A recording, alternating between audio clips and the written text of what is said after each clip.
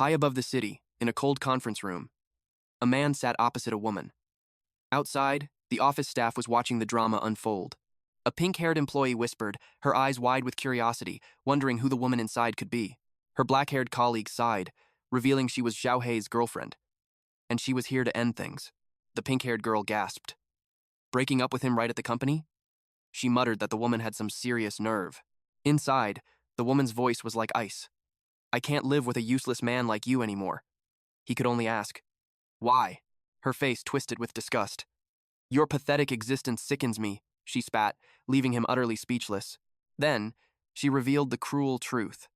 She only deigned to be with him because she saw a sliver of cultivation potential, even without getting into a top cultivation university. He was at least from a declining cultivator family. A long shot, but a shot nonetheless. But after all this time together, his legendary lineage remained hopelessly dormant, a complete dud.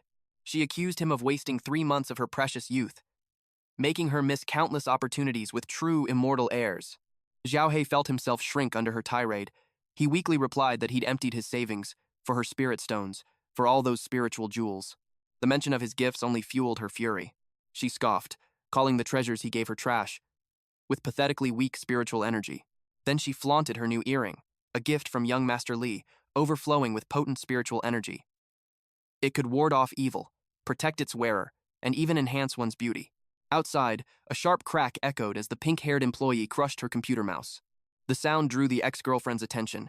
The pink-haired girl was on her feet, shouting, "You've gone too far." Her friend quickly pulled her back, whispering urgently about their team's monthly KPI. This wasn't their fight to get into. Xiao Hai finally spoke, his voice cutting through the tension. His ex turned back to face him, her eyes still blazing. "Then give me back everything I ever gave you." Rage exploded from her. She shot up from her chair, her entire body trembling with fury. "You'll be a loser your entire life," she screamed, "and you'll die a horrible death." With that, she stormed out. As she left, Xiao Hai called after her. "Just mail it if it's too much to carry." She shrieked back, "I'd rather throw it in a river than give it back to you." "Which river?" he asked calmly. It would be a shame to just throw them away. The pink-haired staff couldn't help but crack a small smile. This guy was interesting. "Stop staring," the black-haired girl warned. "Slack off any longer and the manager will appear out of thin air." As if summoned by her words, a figure appeared right behind her. "What are you doing?" a cold voice asked. It was the cultivation department manager, Jiang Jian. He demanded to know if she had met her KPIs for the month. She froze, unable to answer. Jiang Jian's gaze fell on Xiao Hai, who was now slumped over his desk. The pink-haired girl quickly explained his girlfriend had just left him and he was feeling down. Jiang Jian said nothing. Later that day, Xiao Hai sat on the edge of the skyscraper's roof. A voice from behind asked if he'd eaten lunch yet. It was Jiang Jian. He asked if Xiao Hai was feeling down, offering him a drink to help him relax. Xiao Hai was baffled. This old man usually shot daggers at him with his eyes. Why was he suddenly being so kind? After downing the can, Xiao Hai's world was already spinning. He was completely drunk. He shot to his feet, arms spread wide, screaming at the sky.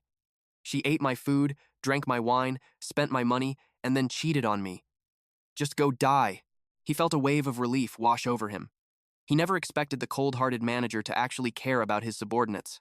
But then, a sudden wave of dizziness hit him. He knew instantly. But the soda was drugged. He glanced at the can, and in its reflection, saw the manager's twisted, devilish grin. Then, everything went black. Hours later, his head pounded like a war drum. As his eyes fluttered open, he found himself chained to the edge of a cliff. A familiar voice noted that he was awake. It was Jiang Jian. "Is there some kind of mistake?" Xiao Hai asked weakly. The manager began to explain what he was after. But Xiao Hai cut him off with a smirk. "Sorry, I'm not into S&M." The comment enraged Jiang Jian, who delivered a sharp punch to his gut. Seeing Xiao Hai still trying to joke, the manager snarled, "Look down, look carefully, and you'll understand your situation." Xiao Hai peered into the inky blackness of the pit below, and a pair of colossal eyes stared back. A monstrous form began to rise from the abyss. A dragon. "Oh, divine dragon lord, I present this sacrifice," Jiang Jian bellowed. "Even if this useless fool hasn't awakened his powers, his body still carries the spiritual root of an ancient bloodline. He will be far more delicious than mere sheep or pigs." In return for the offering, a pill materialized before the manager. The promised condensation pill. Jiang Jian cackled with glee, ecstatic about his coming breakthrough. He turned his back on Xiao Hai, leaving him to his fate as he rushed off to begin his cultivation. The divine dragon demanded his last words before the end. Hai simply glared and said, "Your breath is foul." He suggested it brush its teeth before the meal. Such insolence! The dragon's fury was ignited. It roared, "I am the lord of the clouds, master of the 9 heavens, the bearer of thunder and rain. I am the rider of the 4 seas. I cultivated for 3,000 silent years in the abyss and roamed the heavens for 80,000 more." But then, a flicker of shame. The great being was embarrassed to have lost its composure. To be angered by a mere mortal was an insult. It seized Hai. Usually a sacrifice is swallowed whole, but this one would receive special treatment, a slow death, chewed piece by piece. "You can't!" Hai screamed in defiance. The dragon sneered that it was too late for begging, but Hai clarified, "I have athlete's foot. It'll make your breath even worse." He pressed on, "The stench will be unbearable, and it will never leave you. It'll be like morning breath mixed with my ex-girlfriend's stinky socks." "Silence!" the dragon bellowed, its patience shattered, and then it chomped down hard. Half his body was devoured. "It hurts a little," he yelled, but his face told a story of pure agony. A mark began to glow on his hand. His hand was severed as the dragon swallowed. The forbidden art of his bloodline had finally activated. First, the light of life and death. It inflicts a death mark on the enemy that killed him, and on himself as well.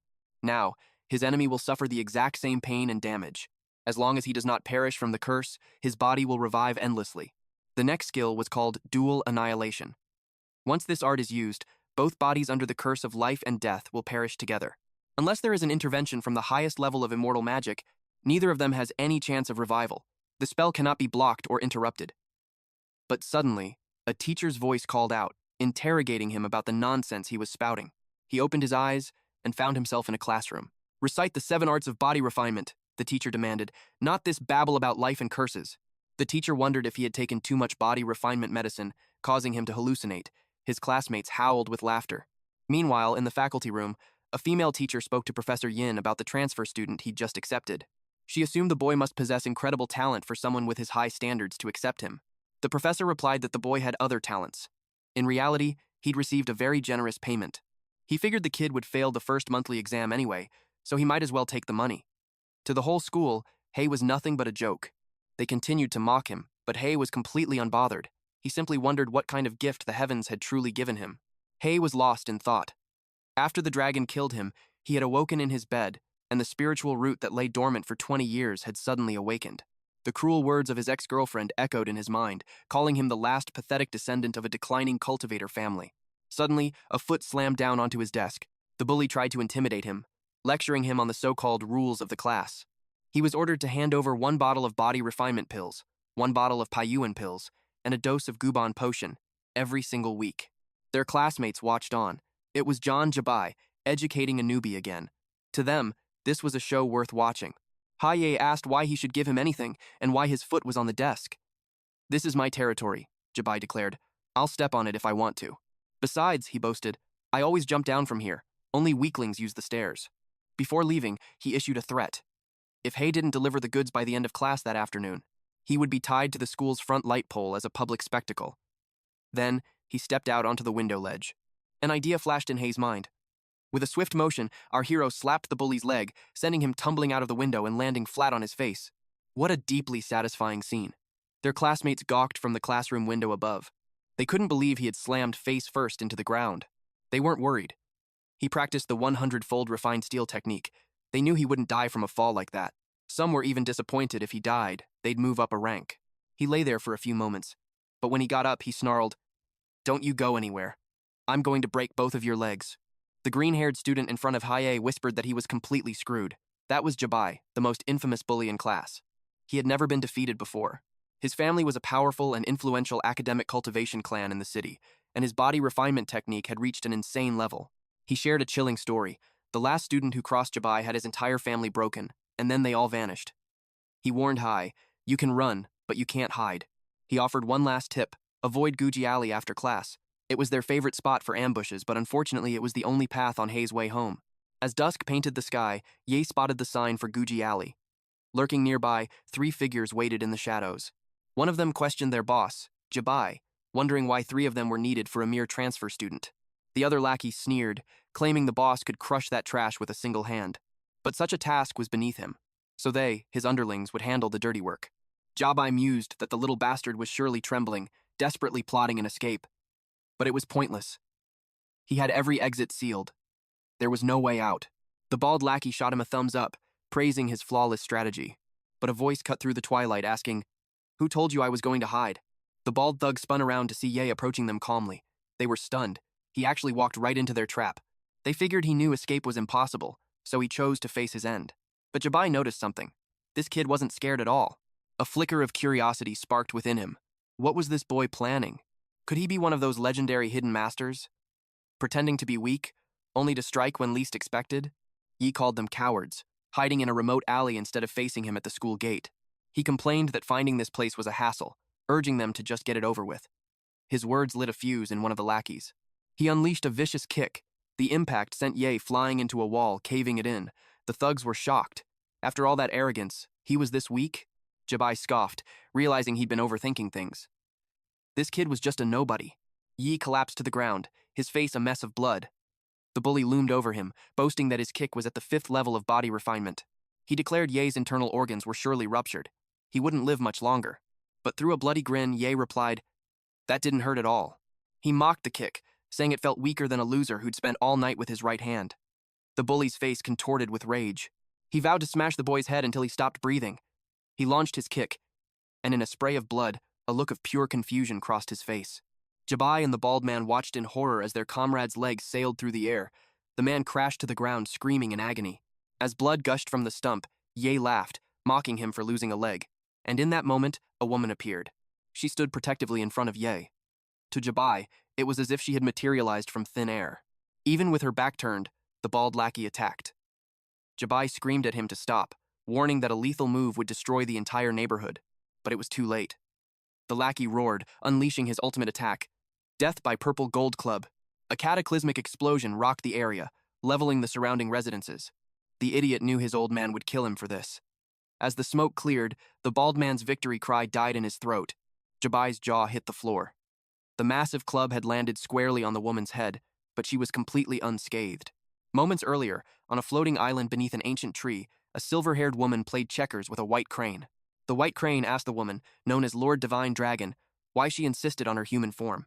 Divine Dragon scoffed, saying she refused to follow the broken rules of the Immortal Palace. Why must they always use their original forms? She teased that he'd end up with a human body and a bird's head, but the crane wasn't offended. It stared at her, saying, "My lady, you're bleeding." She laughed, thinking it was a joke. The last time she bled was 100 years ago. She was invincible. But to her astonishment, blood began to flow. The crane panicked as it gushed faster. She instantly cast a spell to stop the bleeding. Leaving the game unfinished, she shot towards the mortal realm. The crane called after her, reminding her to report to the Immortal Palace. She streaked through the heavens like a falling star. A strange mark appeared on her hand. Scanning it with her divine sense, she realized it was a death curse, one she could not dispel. The curse was tied to someone in the human world. She had to find that bastard. Back in the alley, a rectangular barrier had materialized. Glowing runes covered its walls, sealing off the entire area from the outside world. Jabai was in awe. She took a direct hit from a quasi-condensation realm attack without even blinking. At the moment of impact, she had created a defensive field, protecting the surroundings completely. He knew at once. This person's power was on a level he couldn't possibly comprehend. Divine Dragon sighed. It had been so long since she fought low-level cultivators, she'd forgotten how fragile they were. She noted Jabai was even weaker than a novice.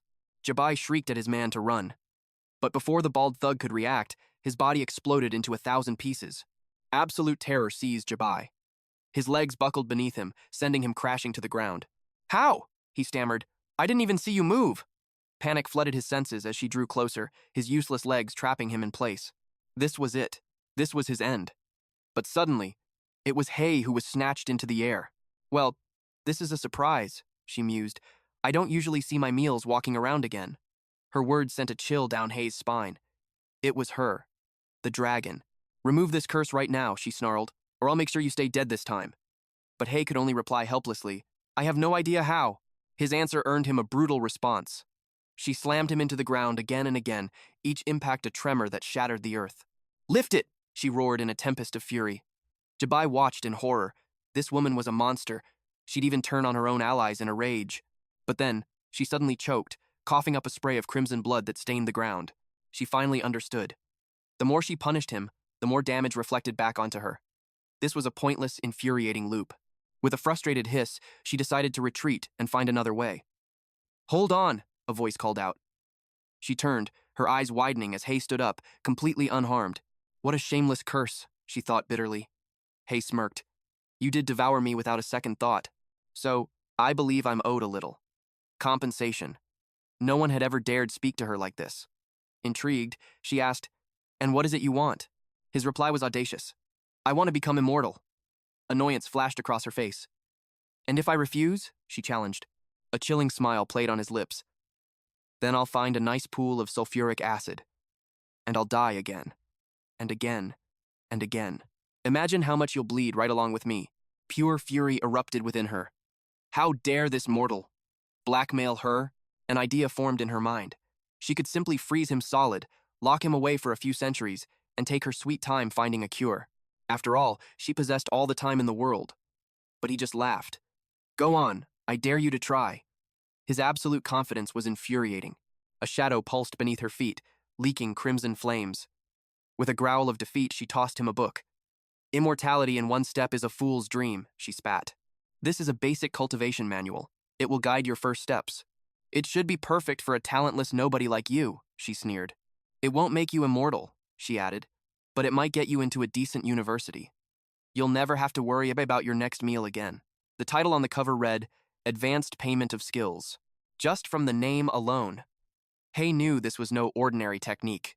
"Indeed," he said, "improving my cultivation is the only true path forward." You absolute fool, she thought with a smirk. Nothing in this world is free. Until this curse is broken, she would drain him of every last drop of value. Little did she know, he was thinking the exact same thing. Meanwhile, Jabai was desperately trying to become one with the wall, but then her cold, merciless gaze fell upon him. It was over for him. But she just sighed. "I can't be bothered with ants that stay out of my way. However, you will forget everything you saw here." Her power, ancient and terrifying, flowed towards him. A scream tore from his throat. "I don't want to die." And just like that, he snapped his eyes open, to his instructor yelling at him in the middle of the exam room. Yesterday was a complete blank. His mind was a chaotic, swirling fog. He had no clue what was even happening. "This is the first monthly exam of the new semester," the instructor announced. "Give it your all," he encouraged. Those at the bottom of the rankings face the harsh reality of being advised to leave the academy. The first test, body cultivation proficiency, began. "For the sake of your futures, charge," the instructor commanded. Hay was stunned. A monthly exam in the first week? They hadn't learned a single new thing in class. The green-haired student beside him scoffed. "Welcome to senior year. Everything worth knowing was taught in the first 2 years. You should have been taking extra prep classes," he said, noticing Hay's confusion. "All the real effort happens in extracurriculars. Senior year is all about exams, rankings, and building your reputation." The student's eyes widened. "Don't tell me.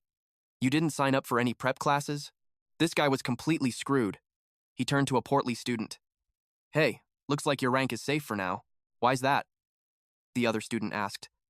The green-haired guy gestured to Hay. "This idiot transfer student didn't even register for cram school." The two of them burst into mocking laughter. Then, the green-haired guy noticed Jabai nearby, wondering why the class's most vicious bully was ignoring Hay. Jabai himself was just as confused. His lackeys. One was beaten to death, the other had bled out. He couldn't shake the chilling feeling that something truly terrifying had occurred. The instructor then announced the first trial. Penetration power.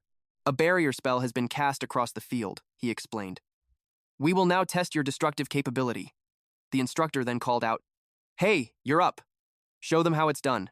The instructor had high hopes for the transfer student, but it was Jabai who suddenly stepped forward, snatching a training stick. His attack was a blur of destructive force.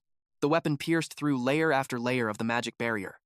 The instructor's voice boomed with approval. "He's penetrated a 1-meter-thick, 5-layer reinforced concrete wall, as expected from the school's body-tempering prodigy."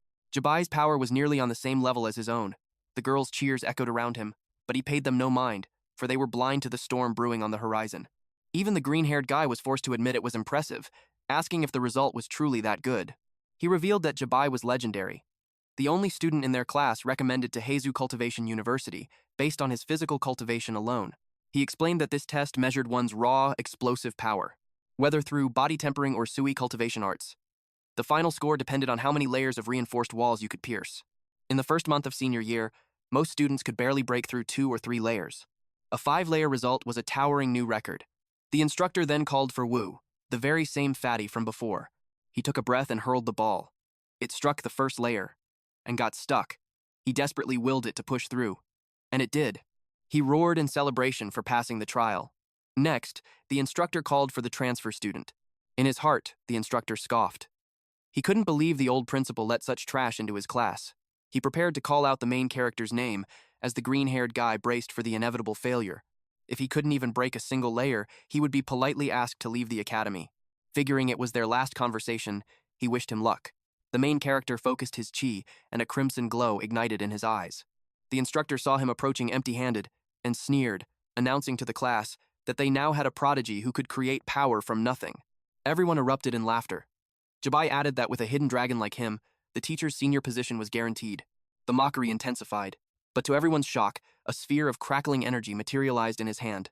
He fell into a perfect throwing stance, raised his arm, and unleashed it. The ball shot forward like a meteor, shattering the walls with contemptuous ease. The instructor's jaw dropped. He couldn't believe his eyes. The transfer student had pierced the reinforced walls. A wave of panic washed over him, fearing it would even breach the school's main barrier. But at the very last wall, the energy finally vanished. He breathed a sigh of relief as its power faded. Even so, the kid had shattered the record for their entire year. It was the instructor's first time witnessing the legendary palm lightning. He could feel the sheer explosive force behind that technique, a clear sign of the boy's terrifyingly high grade in body tempering. To master both body and chi cultivation to such a degree, the instructor could only call him one thing: a heavenly genius. The girls immediately swarmed him, murmuring how ordinary he seemed before, but how unbelievably handsome he was now. One of them declared his talent rivaled the legendary geniuses of the past. He had hidden his power so well. Surely he had to be from a major sect. The green-haired guy's face went pale. He remembered how loudly he had laughed earlier and knew he was completely doomed. Later that day, he approached the main character, his body trembling. He asked what happened, looking as if he'd aged 50 years in a single afternoon. He stammered that he was blind before, begging that if the main character needed anything at all, he just had to say the word. The main character simply said goodbye, stating he was in a hurry. Then he vanished in a flash. The green-haired guy watched in awe as he sprinted towards the train. He finally understood. Truly outstanding people worked harder than anyone else. He took off running as fast as his legs could carry him, filled with a new, burning resolve. He had just confirmed it. That wretched dragon had set him up, slipping him a cursed manual that was nothing but a ticking time bomb. A mission appeared before him: make up for the lost practice of the black nether palm lightning.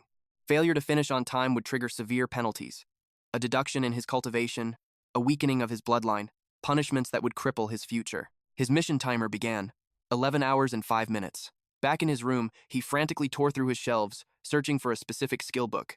It was the one he'd bought online ages ago. Back then, the text was incomprehensible, so he had foolishly skipped to the last few pages. Now, he desperately needed to see those initial cultivation steps again. Ordering it was impossible. The fastest delivery would be tomorrow, far too late to avert disaster. Then, a new idea sparked in his mind. He could just buy the ebook. He screamed when he saw the price, earning a furious complaint from his neighbors downstairs, who needed to rest for their own cultivation training the next day. The first time he bought the physical copy, it had emptied his entire savings, costing him tens of thousands. To his horror, the price had skyrocketed into the stratosphere. The clock was ticking. He only had 8 hours, 31 minutes, and 24 seconds left. Time was running out. If he didn't place the order right now, not even an entire night of training would be enough. But his finances were already in shambles, especially after the 50,000 he'd given to the old principal. In the end, with no other choice, he bought it.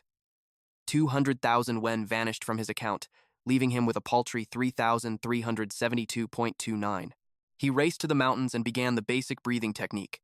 With 3 hours, 44 minutes, and 3 seconds left, he moved on to spiritual energy activation. In the final 1 hour, 5 minutes, and 16 seconds, he began practicing the moves themselves. Thunderous explosions ripped through the forest as his power tore clean through ancient trees and shattered massive rocks. He mastered the technique with 32 seconds to spare. When it was over, he declared it was far too easy, but he never expected the world to spin and then fade to black. Meanwhile, on a mystical floating island, steam shrouded a hidden bathhouse. A divine dragon was enjoying her bath. When crimson blood suddenly erupted from her back, staining the water, she cursed, lamenting the loss of the immortal dew she had just perfected. Gazing through the water's reflection, she witnessed his fate. He had pushed himself past his limits, dying from the sheer strain of cultivation. She scoffed, calling him useless. She had only placed a tiny restriction on the process, and it was enough to completely overwhelm him. With no other choice, she began the healing process. Rewind to 1 week ago, the first day of senior year. Hai had just managed to rank in the top 10 on the placement test. The results were plastered on a bulletin board for all to see. He proudly boasted about reaching the elite class's top 10 using only body tempering. It made him look down on all the so-called top students. Suddenly, a girl's scream startled him. She pointed, her eyes wide with shock. Fatty was no longer in last place. A new name, Hai, was now at the very bottom. No one had ever heard of him. He had to be a transfer. Jabai smirked, eager to show this newbie the school's pecking order. Back in the present, Jabai stared at the latest results. Hai had jumped 10 ranks since the last individual test. Hai was now sitting at rank 33. One of Jabai's lackeys called out to him. It was time for the next test to begin inside the gym. A student stood there, trembling in fear. A vicious palm cracked across his face, drawing blood. The blow was so powerful it sent him crashing to the floor, his neck broken. The instructor yelled for the medics. "Get him to the infirmary! Dr. Song's miracle hands might still be able to save him." Hai turned to a student with green hair. "What kind of test was that?" The student explained it was a trial of palm strength and impact resistance. He added that compared to the last penetration test, this was Jabai's absolute specialty. His proud iron-tempered steel technique was said to be unbreakable by anyone in their grade. Jabai stood before the strongest palm striker of their year, Xiao Hai. He was burning to prove his superiority. Hai, however, was determined to crush his arrogance. He unleashed the forged steel palm. The destructive attack shrouded them in a cloud of dust. Hai sneered. "Your iron-tempered steel is just an overrated myth." But his confidence shattered. As the dust settled, Jabai stood completely unharmed, mocking his pathetic technique.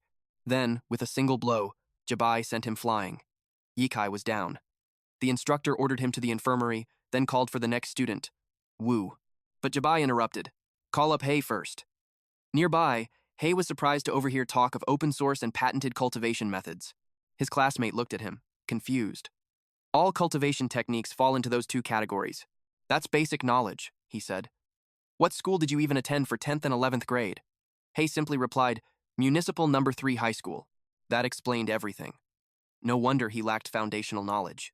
It was a regular high school, not an academy for immortal cultivation. The green-haired student explained that open-source cultivation methods were publicly available for anyone to practice. Patented cultivation methods, however, were registered with the Immortal Cultivation Patent Bureau. This meant only the patent holder, or those they authorized, could practice them. Anyone practicing such methods without permission would face severe legal consequences, or even extermination. Like the clash earlier, he explained, forged steel palm is open source, while 100 refined steel is patented. Ordinary cultivators can't break through a patented art. Patented methods have a much higher threshold and are infinitely more difficult to master. The instructor cast a basic spell to repair the ruined arena. Then he called Hai to come forward. At last, Hai and Jabai stood face to face. Jabai's heart pounded every time he saw him. He couldn't understand why after losing just one single test. But defeating him now would restore his honor. Hai casually suggested, "Why don't we just hit each other at the same time?" Jabai was enraged by his arrogance. "Don't get cocky," he roared. Hai simply raised his hand, unleashing the forged steel palm. Jabai sneered at his attempt to use an open-source art against him. He countered with his 100 refined steel. The instructor watched, his eyes narrowed. Their palms struck each other's faces simultaneously. But it was Jabai who was blown away, sent flying like a broken doll. He slammed into the wall with enough force to leave a body-shaped crater. The entire crowd was frozen in absolute shock. The instructor couldn't believe his eyes. Hai's initial move was the open-source forged steel palm, but at the very moment of impact, it was layered with the power of 100 refined steel on top. Not only was the Zhang family's patented art incredibly difficult, practicing it without permission invited a catastrophe. Did this boy have no fear? Hai addressed the stunned teacher. "You should probably send him to the infirmary.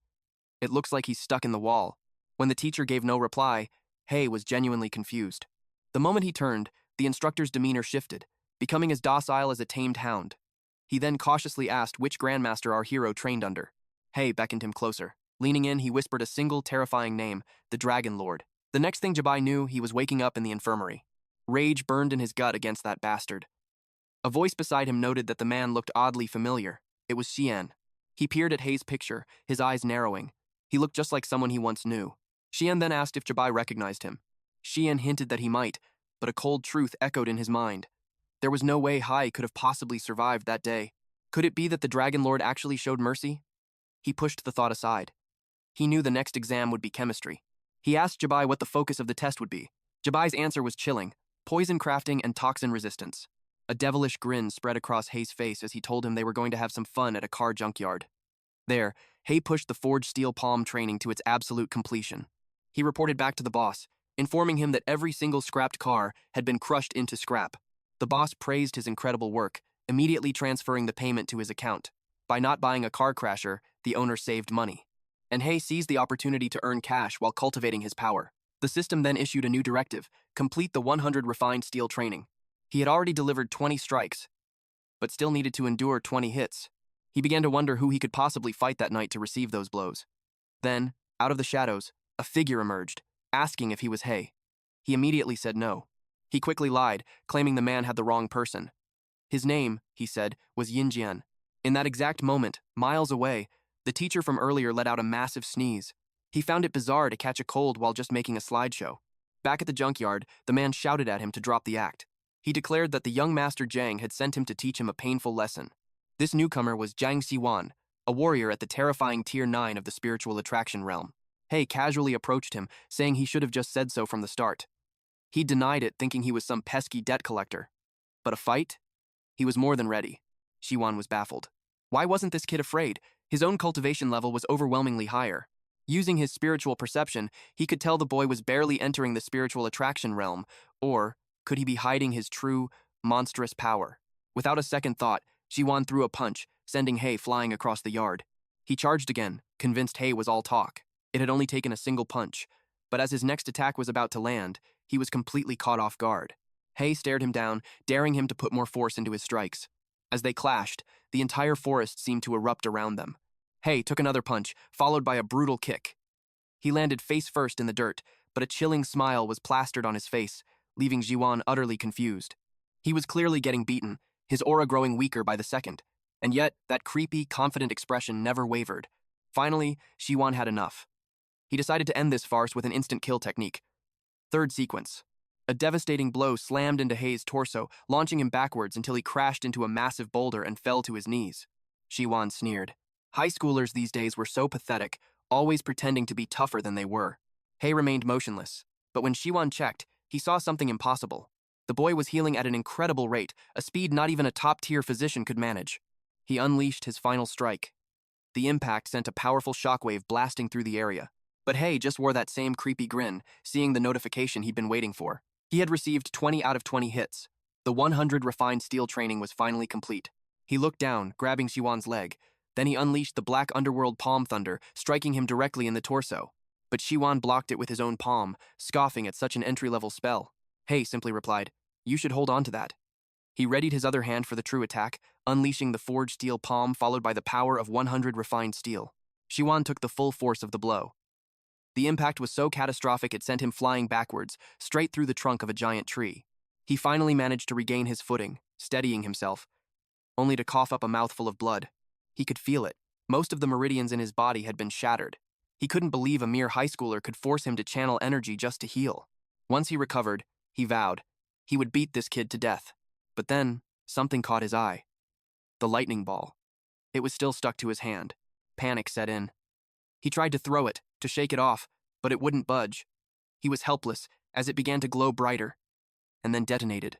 Nothing was left of him, except for his sunglasses. Hai calmly picked them up and put them on. The system announced that the enemy was defeated. He had obtained a magical tool, a dynamic monocle, which enhances dynamic vision, making it easier to track fast-moving objects. He couldn't be happier with this unexpected reward. The next day, the school rankings were posted. Jabai was deeply troubled by how fast Hai was climbing. He had already shot up to the 18th rank. Not only that, but the kid had also taken care of the thugs he'd sent after him. Suddenly, a woman called out to Hai, asking for his secret to ranking up so quickly. As payment, she offered to trade him precious yuan nourishing pills. Model. But in the shadows, other girls were listening, calling Gao Fei a naive fool for trying to trick him with such an obvious losing trade. Later, the day's lesson began. It was the deadly art of poisons, taught by the infamous teacher Qingyan. For today's trial, they would demonstrate their skills in both poison crafting and detection. In the perilous careers awaiting them, they would face deceit from every corner. allies, subordinates, masters, and especially rivals. So, if they didn't want to meet a sudden grim end one day, she warned them to pour their very souls into this exam. Before each student, a tray of samples was placed.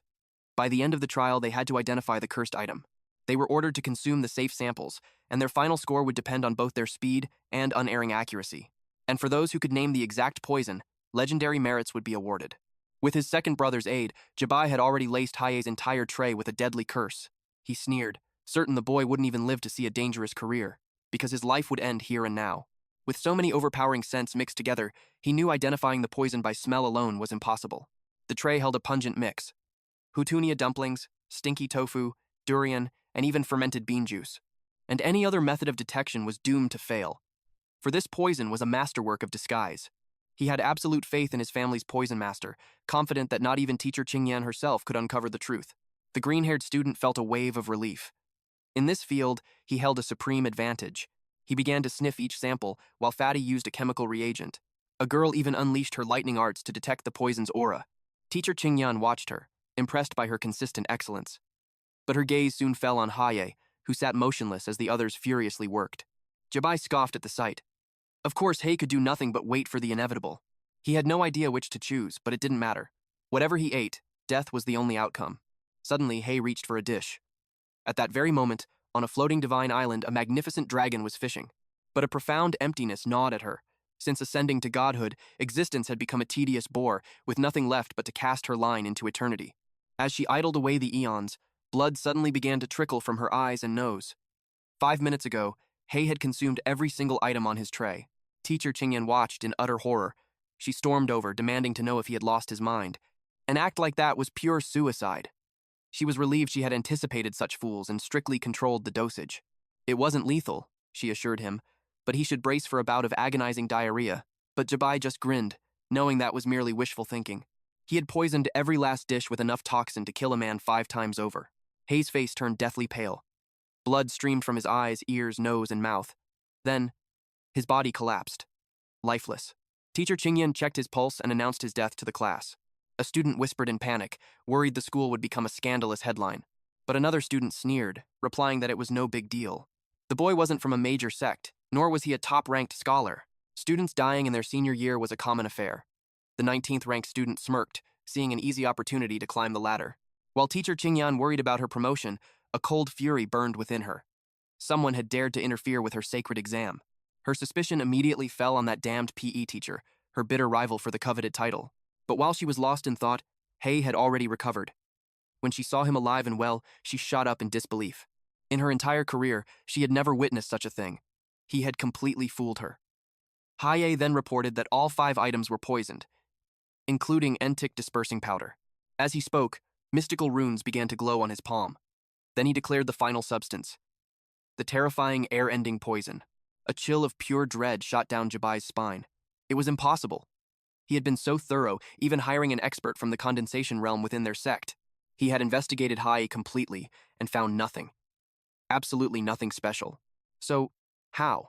How could this insignificant nobody survive a poison crafted by a condensation realm master? Later that day in the lab, teacher Qingyan analyzed a sample on a petri dish, wrapping her own aura around the fluid. It was Hai's blood. And her analysis confirmed the unthinkable. All of his answers were correct. She knew that brain-dead PE teacher could never have concocted such a complex toxin. This was the work of a true poison master from the condensation realm. It had taken her half the night just to analyze it, which meant Hai wasn't just a student. He was a monster in human skin. Meanwhile, inside the new immortal bookstore, Hai searched the shelves, amazed that such a method of communication could even exist. The divine dragon's voice echoed in his mind, speaking to him through the runes on his palm. She told him it was his bloodline's forbidden technique. She called him a foolish boy for being completely unaware of his own innate power. To contact him in an emergency, she had linked their very life forces their health bars. But Hai could only complain that this kind of encrypted communication really hurt. He wondered, was there some other way for immortals to communicate with mortals? He foolishly assumed gods had any real freedom, but she shattered that illusion. To humans, they were living weapons of mass destruction. Every single move was monitored by the immortal palace. She knew this firsthand, having descended once on her own whim. If she carelessly made contact with mortals again and the palace found out, heavenly executioners would be sent for her. He then asked if she could reveal the location of top-tier treasures. But everything she could share was already infused into his skills. He just had to follow the path laid out for him. Suddenly, blood dripped from his clenched fists, and his secret was seen. It was the female bookstore clerk. She knew high schoolers were under pressure, but she couldn't believe it. Self-harming in a bookstore, now she would have to clean up the blood, again. He apologized, promising to clean it up later, then quickly asked about some books. She eyed him suspiciously, asking what kind he needed. He explained he was a senior aiming for the condensation realm and needed suggestions for the best prep guides. The college entrance exams were still a year away. She was stunned he was already preparing for a breakthrough of that magnitude. Then he asked a question that revealed his ignorance. Is the condensation realm difficult? She seriously doubted he was a senior, since he lacked even the most basic knowledge. She explained that breaking through during the exam guaranteed a spot in a top university. Reaching it beforehand meant a direct recommendation. A golden ticket. Kids these days, she thought, so much ambition but so little grasp on reality. She handed him 3 bestsellers, saying he'd be set if he could master them. But he chose a different one, the Condensation Realm Cultivation Guide. He brought it to the counter, ignoring her expert advice. She was completely unimpressed. This kid refused to listen. He immediately began flipping through the manual at an impossible speed. She watched in disbelief as he jumped straight to the last page. In her mind, she wrote him off completely. His logic was so backwards. He was a hopeless case. He read that breaking into the realm required peak cultivation, level 10 in either chi or body, and the aid of a condensation pill. The process was treacherous. Spiritual energy could rampage through his system, leading to devastating injuries. To survive, he'd need a fortune in top-grade healing medicines. It was a high-risk gamble that could easily end in death. His conclusion was simple. All he needed was a condensation pill from the Jiang estate. At that exact moment, a furious roar echoed through those same halls. Jabai berated the Poison Master, a condensation realm expert, for failing to assassinate a mere high school student. The man groveled, begging for a second chance. He promised that this time, the kid would die for real. Jabai seethed with anger. Hai had ranked 10th in class. He refused to let that thorn in his side succeed so easily. He gave the assassin one final week. If Hai wasn't dead by then, it would be his head on the line. A deafening crash from the roof above silenced them. And through the rubble, Hai descended, sword drawn. Moments before this assault, security at the Jiang residence was on high alert. A guard on the second floor watched his colleague suddenly drop dead. He scrambled for his radio to report the intruder, but before he could speak, he too was struck down. Hai vaulted to the second-floor balcony, silently dispatching the guards on the roof as well. And that's when he heard it. Jabai ordering his death within the week. Focusing immense power into his fist, Hai shattered the floor below him. He dropped 2 stories in an instant, and upon landing, plunged his sword deep into Jabai's shoulder. This foolish bully had no idea who he'd provoked. He thought he could just target the new student. Now, his life was hanging by a thread, a blade buried mere inches from his heart. Still, Jabai retaliated, unleashing a powerful palm technique to blast Hai away. Hai ripped his sword free and met the blow. The resulting shockwave sent Jabai hurtling back through several walls, leaving a crater in the last one. But then, a flurry of needles flew at Hai.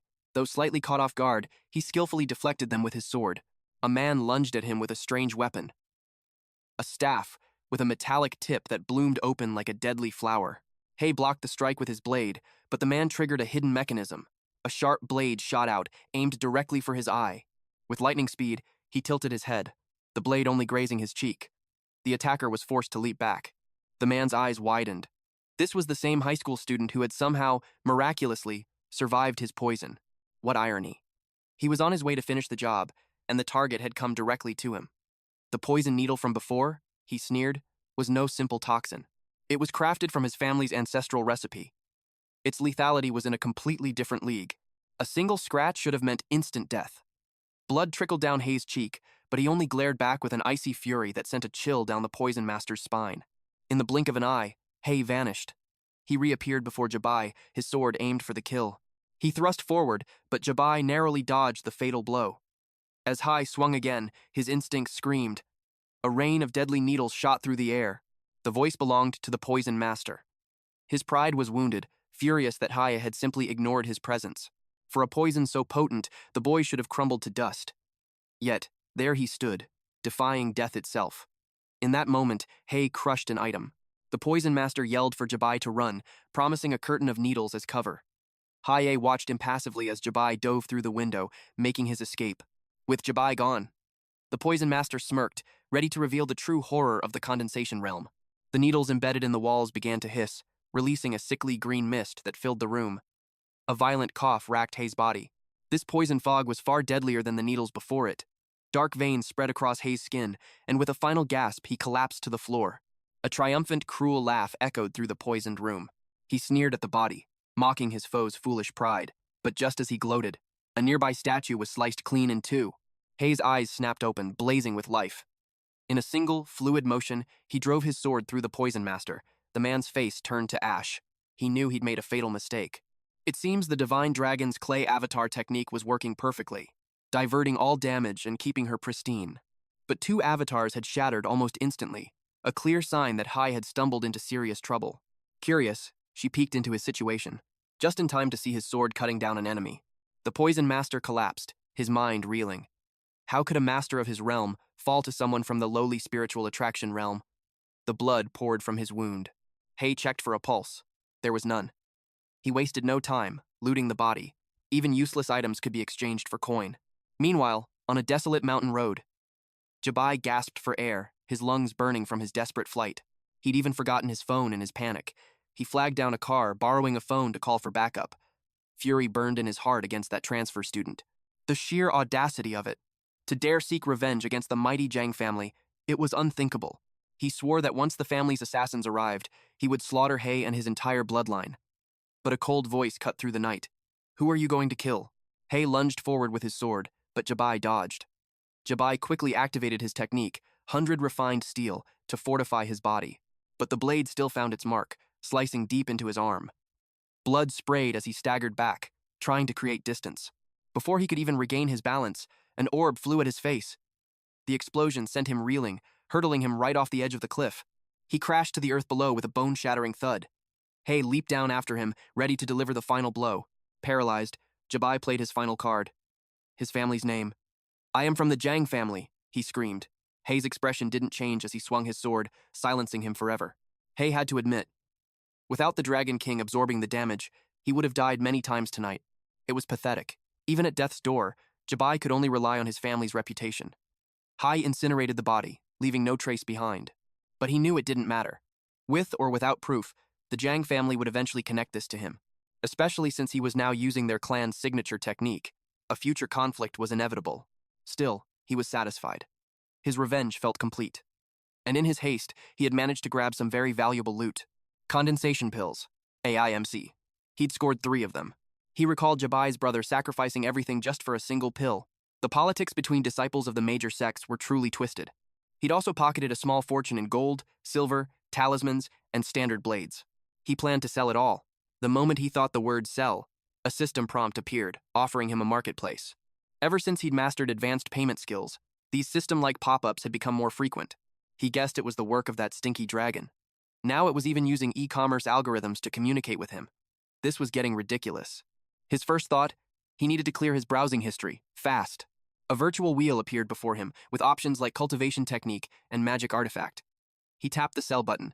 The dynamic mantle, the horizontal blade, the poison lotus, gold bars. All of his junk was instantly liquidated. A notification lit up.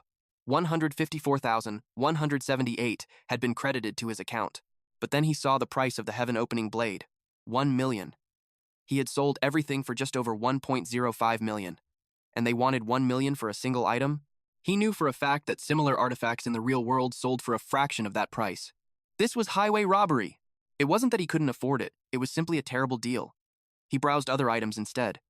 Pocket pants for 50,000. Durable, tear-resistant. And both pockets were spatial bags, capable of holding countless items. Now this. This was useful. He spent 100,000, leaving him with a balance of 954,718. He eyed other treasures, like boiling blood, a premium artifact costing a staggering 600,000 yuan. The more life force he sacrifices, the more devastating his attacks become. Next, an item called Swift Eye Contact Lens caught his attention for 50,000 yuan. It boosts his dynamic vision by a full 50%, making every high-speed movement crystal clear. Another treasure was the anti-impact shirt, priced at 100,000 yuan. This garment was tougher than his own body, meaning no more torn clothes in the heat of battle. Then, he saw the grip shoes for 200,000. Their soles promised unparalleled traction. When infused with spiritual power, they could cling to any surface. The true effect, however, depended entirely on the user's cultivation. His shopping spree totaled 950,000 yuan, leaving him with a paltry 4,718, a fact that brought tears to his eyes. But his pain brought a smirk to the divine dragon's face. She vowed this brat wouldn't get an easy death for daring to place a blood curse on her. A voice called out for the Lord Dragon King. A cat-like servant appeared, reporting they'd found a way to shatter the human's blood curse. She followed the servant towards a sacred altar. The cat explained that the boy's bloodline was nothing special. Hei's ancestors could only curse low-realm demon beasts, nothing more. Those beasts were so weak, they couldn't handle the transferred damage, leading his ancestors to perish in even the simplest of fights. It's why no sect ever saw value in his lineage. In the mortal world, he was just a nobody. She demanded to know how a mere mortal could curse a celestial being like her. She was the Dragon King, after all. The cat theorized that when she descended, the Celestial Emperor's restrictions forcibly sealed her cultivation down to a minuscule level. Adding to that, the boy's overwhelming will to live must have shattered the limits of his blood curse ability. Still, the curse is bound by his own cultivation. A cultivator in the spiritual attraction realm could only drain a tiny fraction of her immense life force. Once that sliver of health is gone, his life will be forfeit. At that moment, the magic circle began to glow. The cat urged her to step into the center of the formation. Arcane symbols swirled to life above her head. A scream tore from her lips as agonizing pain ripped through her, forcing something out of her body. Meanwhile, on Earth, all was still. Hai was in a deep slumber as a faint light seeped into his body. The divine dragon saw it now. The blood curse had taken a physical, tangible form. Condensing her power into a single strike, she moved to sever the connection, but a sudden knock on her door broke her concentration. A messenger had arrived. He announced that the celestial minister was summoning her. The cat was instantly suspicious. Why send a personal envoy instead of a message talisman? This visitor did not come in peace. The divine dragon stood before the celestial throne, but it sat empty. Suddenly, a voice echoed, "Do you desire to sit there?" A man materialized beside the throne. He noted that the celestial emperor had been in seclusion for years. The throne had long been vacant. Surely there was no harm in her trying it out. She scoffed, retorting that every immortal knew he coveted that seat the most. She warned him to stop his pathetic mind games and reveal the real reason he had summoned her. He chuckled, remarking on her famously fiery temper. The real reason, he explained, was her application for promotion to High Immortal. It had been denied. Fury flared in her eyes. She had given up her own territory and loyal subordinates to join the Immortal Palace. He had promised her that very promotion, after 100 years of service. But now, he claimed, things were different, with countless minor immortals vying for the same rank.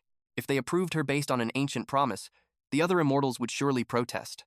He smoothly suggested she accumulate more merits, perhaps raise her cultivation a little higher. Before he could even finish his sentence, she was gone. The cat was stunned by her immediate return. She tore through the heavens at blinding speed, her face a mask of pure, unadulterated rage. The cat knew this was bad. She was heading straight for the cliffs. Her landing triggered a cataclysmic explosion. The shockwave rocked the entire forest. The poor cat was sent tumbling headfirst into a rock, crying out, "My lady, are you all right?" Lying in the crater, she replied with biting sarcasm, "I feel just wonderful, aside from being completely restrained." Restrained? She had just obliterated a mountain. Her time for games was over. It was time to push that mortal mule of hers to his absolute limit. Meanwhile, in the human realm, Hai trained relentlessly. The nearby bird chirped in annoyance, its sleep completely ruined. Finally, a system notification echoed in his mind. The spirit-attracting breathing technique had been mastered. His foundation for breaking through to the condensation realm was now stronger than ever. With this complete, once he advanced to the condensation realm, all the necessary pieces would finally fall into place. With his core cultivation now complete, he triggered the advanced condensation realm. A torrent of power flooded his very being. Concentrated energy erupted towards the heavens. Smoke and dust consumed the landscape. But as it settled, his eyes glowed with a demonic red light. By prepaying for his condensation realm breakthrough, his physical strength, mana reserves, and maximum health points all skyrocketed to new heights. His divine sense expanded dramatically, and his ability to comprehend techniques had been unbelievably boosted. He'd also unlocked exclusive techniques, artifacts, and items only available to those in the condensation realm. The system listed the conditions he needed to fulfill. 1 condensation pill. 10 superior foundation stabilizing pills. 3 bottles of superior spiritual herb extract. And 10 full layers of the spirit-attracting realm. He was stunned. Was that it? He already possessed every single item. But just as he thought it was too easy, he jinxed himself. A new side quest flashed before him. The objective, clear the secret realm, all while afflicted by the dreaded hemorrhage curse and under a strict time limit. And the price for his earlier advancement? Once the mission was over, 30% of his cultivation and merit would be deducted as interest. Any late repayments would incur compound interest. He had no clue where this so-called demon cave even was. As if on cue, a crimson glow erupted from a magic circle beneath his feet. Panic set in. He was completely unprepared. The floor gave way, and as he fell, a 20-minute timer began to tick down. He couldn't help but complain about the intensity, especially as he plummeted towards a pit of sharpened spikes. Focusing energy into his hands and feet, he tried to grip the stone wall. After a terrifying slide, he managed to stop himself just 1 inch before his rear was turned into a pincushion. That was far too close. A single moment's hesitation would have meant the end. His health bar was bigger now, but pain was still pain. And with the hemorrhage curse looming, he had to avoid injury at all costs. Suddenly, a mechanical arm shot out from the wall. Luckily, his heightened senses caught the movement. He dropped instantly, evading the attack. But the moment he landed, another spike trap sprung up from below, which he countered by slicing it clean in half. His speed, his strength, his reflexes, everything had been magnificently enhanced. Even with a common dagger, by infusing it with his new magic power, he could cleave through a stone arm thicker than a man's waist. These were the true benefits of a stronger foundation. Spotting another incoming attack, he was forced into a series of zigzagging leaps, scaling his way up the pit wall. He was just about to escape the trap, but a massive hand blocked the exit. Ambushed from the front and back, he unleashed his black nether fist core thunder, smashing everything to pieces. When the dust settled, his timer read 17 minutes and 36 seconds. Just then, the ground began to tremble as a figure made of rock rose up before him. And he wasn't alone. An army of humanoid stone warriors, each wielding a massive hammer, had emerged from the earth. With the clock ticking, he had no time to waste on them. But just then, the curse activated. Blood began pouring from his body. As he collapsed to his knees, a rock soldier raised its hammer high. It brought the weapon down with crushing force, only for it to be stopped dead in its tracks. It was a hand Hai had summoned with his prepaid skill, Stone Golem. The massive blood loss from the curse had a side effect. It activated his boiling blood passive, dramatically increasing his attack power. Fueled by this newfound strength, he split the rock soldier in two with a single slash of his dagger. A new system prompt appeared. Complete the Stone Golem's training. He had to command the golem to execute various attack techniques against his enemies. His progress, 0 out of 5. He unleashed the golem's power, crushing one stone warrior and punching through the others with overwhelming force. As the golem's hand rose triumphantly, the scene shifts. Elsewhere, a man named Jian slaps a chained woman, forcing her awake. Her senses returned with a jolt. She found herself bound before a sinister, creepy altar. One moment she was drinking a soda. The next, she woke up in this nightmare. She desperately asked her manager, Jian, what was happening? Jian was furious. His attempt to break through with the condensation pill had failed, and now the dragon deity was ignoring his offerings. Out of desperation, he had decided to pray to a different, darker entity. One that demanded a living sacrifice for another pill. The black-haired woman, his own subordinate, began to panic as the horrifying truth dawned on her. He was going to sacrifice her. She couldn't believe it. She worked like a beast for a meager 3,001 a month, and now he demanded her life as well? She screamed that there was nothing in her employment contract that mentioned being a human sacrifice. Jian sneered, clarifying that their company had no part in this. She had signed her life away to a labor dispatch agency. It was utterly unbelievable. He pressed a knife to her throat, telling her the time for chatter was over. She begged for her life. When suddenly, a massive explosion tore through the cavern. It came from a simple wooden stick, wielded by Hai. Hai stared down the man who supposedly treated his employees like his own children. Then, he slowly raised a very bad finger. At this point, Hai had already completed the Stone Golem's training phase. Jian's jaw hit the floor when he saw him. He couldn't believe it. How did he find this place? How did he get past the mechanical golems outside? Hai just smirked, remarking that he wasn't at all surprised to find Jian still alive.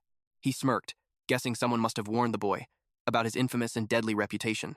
It was Xian's brother stepping from the shadows. He sneered that Xian couldn't believe his own sibling fell by Hai's hand. Then, his true motive surfaced. Do you have the condensation pill? Without waiting for an answer, he lunged, demanding Hai surrender the treasure. He showed no interest in how his brother had died. He confessed his past assistance was merely to save his own honor, his own face, not out of any kindness. But now, with his brother gone, as the elder, he claimed all his belongings. His arrogance shattered the moment he witnessed Hai's palm technique. It utterly obliterated his right arm into a shower of gore. The black-haired woman averted her gaze as the man's lifeless body slid toward the altar. His blood spilled across the floor, and something ancient on the other side stirred. The scent of blood awakened it. A sinister aura erupted from the darkness. The countdown continued. Only 9 minutes and 20 seconds remained. Hai moved swiftly, severing the woman's chains. Her eyes widened in recognition.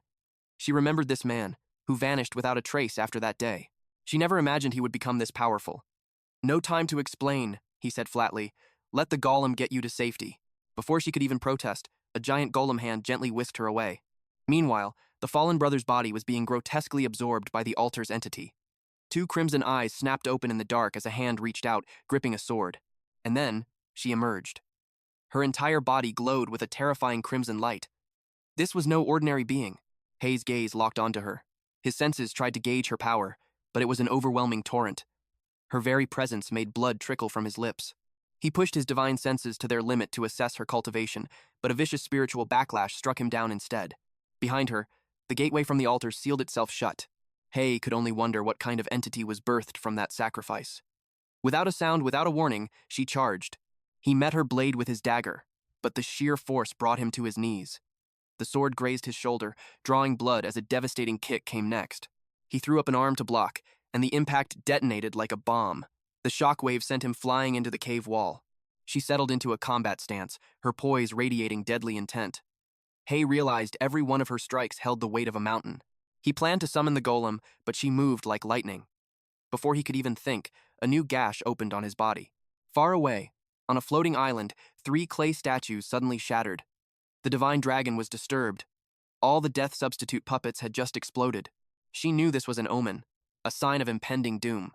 Back in the cave, Hai was reeling. He never even saw her sword move, yet he was cut. He collapsed onto the cold stone floor. The woman closed her eyes, focusing malevolent energy around her fingertip. She descended for the final blow, aiming for his neck, but he blocked it with his dagger just in time. The impact was immense, unleashing a powerful shockwave around them. He knew a follow-up strike was coming. With a flick of his finger, the giant golem hand materialized from thin air. It swung to crush her, but she evaded with an acrobatic somersault, instantly creating distance between them. She was caught off guard for a split second as Hai pressed his own attack, dagger first. A system window flashed. 99% damage received. Boiling blood has been activated. A fierce grin spread across his face. Now, the real fight could begin. He finally understood. Her instant kill move wasn't a single strike, but a complex sequence. No wonder he couldn't see it coming. He unleashed a storm of dagger strikes, each one met by her masterful swordplay. Then, he threw a mysterious orb. It was the perfect distraction. The moment it touched her sword, it detonated, forcing her to use her ultimate skill again. But this time, he saw it. In fact, he was counting on it. The system confirmed. Enemy skill prepaid. She unleashed her ultimate attack, Celestial Annihilation. They both unleashed waves of destructive energy. The clash of their powers triggered a cataclysmic explosion. When the dust finally settled, they were both still on their feet. But a moment later, the mysterious woman collapsed. Hai, however, stood unharmed. Confusion filled her eyes. "How?" she whispered. "My attack. It should have landed first." Her attack should have been absolute, yet he was perfectly fine. He smirked. "So you can speak. Your panic is making you talk normally. You can strike before a move is finished," he explained calmly. "But so can I." At first, he tried to defend against the skill's final result, but it was impossible. Her technique required a far higher level of cultivation. But then he remembered their earlier clash. She didn't rely on the skill's final impact, but used a follow-up strike to his neck. He predicted she would aim for his head this time, and he prepared a deadly counter just for that moment. As a bonus, he even landed his own strike. Her face contorted with fury, but her rage was cut short by the sudden appearance of a massive magic circle. A chilling warning echoed for Hai. Complete the hand signs for his prepaid technique, or suffer the wrath of divine retribution. This was the first time he'd witness it. The divine punishment for daring to borrow power from the very laws of heaven. Both combatants raced through their hand signs. A flicker of panic crossed the woman's face as the seals wouldn't align. Suddenly, shadowy tendrils erupted from the earth, binding her arms like chains. Even so, she refused to surrender her spell. But he had no intention of stopping her cast. All he needed was to stall for time. With a surge of power, she shattered her restraints. She desperately resumed her hand signs. But it was far too late. Arcane circles materialized in the sky above. A divine tribulation descended, scorching the earth in a wave of destruction. But he remained completely untouched. A system notification appeared. Quasi-condensation realm prepayment. Complete. The necessary cultivation and virtue points were deducted from the session. His own cultivation soared, breaking through to the third layer of the condensation realm. And with it, new prepayment resources were unlocked.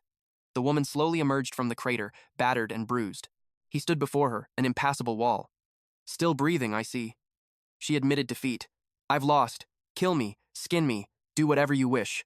Unlike the others who begged for their lives, her calmness was surprising. He raised his dagger, ready to deliver the final blow. She shut her eyes, accepting her fate. But the killing blow never came.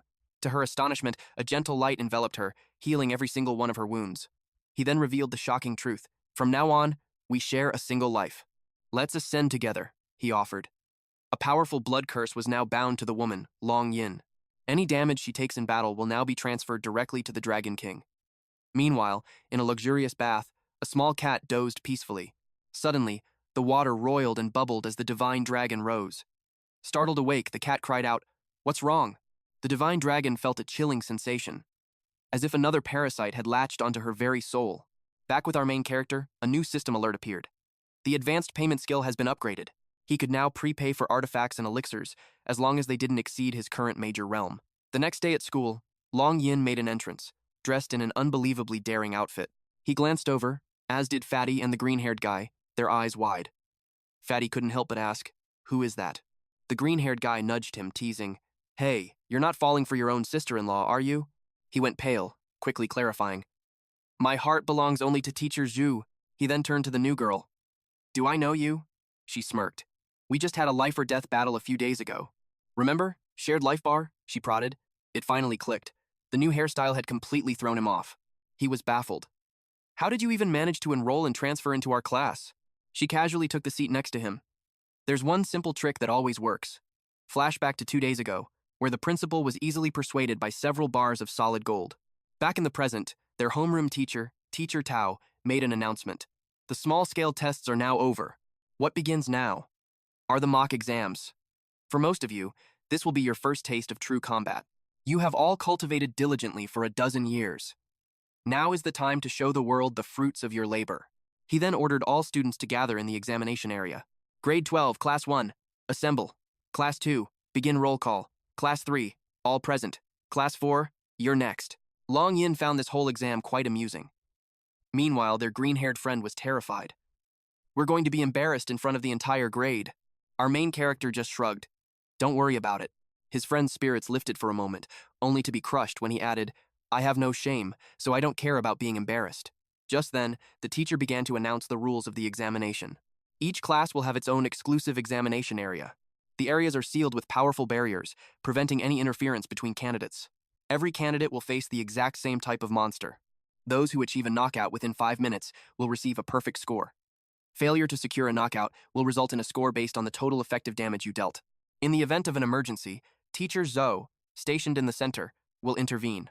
The exam has officially begun. Students, when your name is called, step forward and prepare for combat. First up, from grade 12, Class 1, Xiao Jiakang and Guo Anliang. From Class 2, Tang Long. And from Class 4, Ryugasaki Hanako. He was surprised. "What are people from the Ying sect doing here?" His friend explained, "It's a mission from the Cultivation Education Bureau. As part of a peace treaty between top-tier sects, most high schools must accept a few Ying sect exchange students." He muttered to himself, "I thought only regular high schools had exchange students.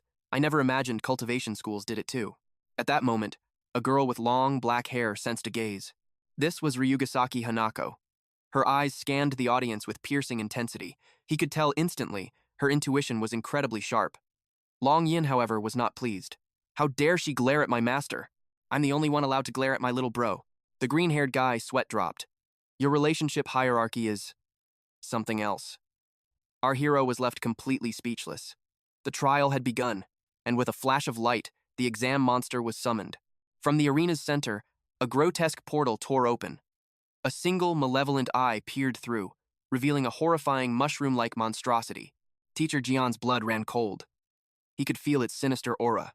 This was the Cloud Canopy Demon Lord, a beast once suppressed by the Great Taong sect. He turned to Teacher Tao, his voice laced with dread. "This is too much for a first mock exam." But Teacher Tao just sneered, calling him impatient. "No wonder you're still just a pea." Teacher," he mocked. Teacher Tao explained calmly. "If this were the original Demon Lord's body, even suppressed, we would all be corpses by now. But these exam monsters are mere clones, grown from the demon lord's spores. While they are at the condensation realm, their power is far below ours. Besides, the entire arena is lined with suppression stones. There is nothing to fear. A student bravely unleashed a volley of fire talismans. The searing flames forced the monster back a step. The proctor's voice boomed across the arena.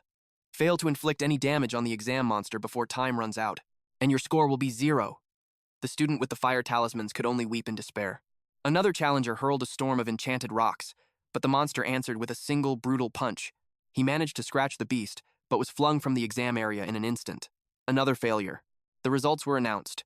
Jiangguin, 61 points. Wei Wan, failed. Chen Jianglin, a respectable 68 points. The onlookers were in disbelief.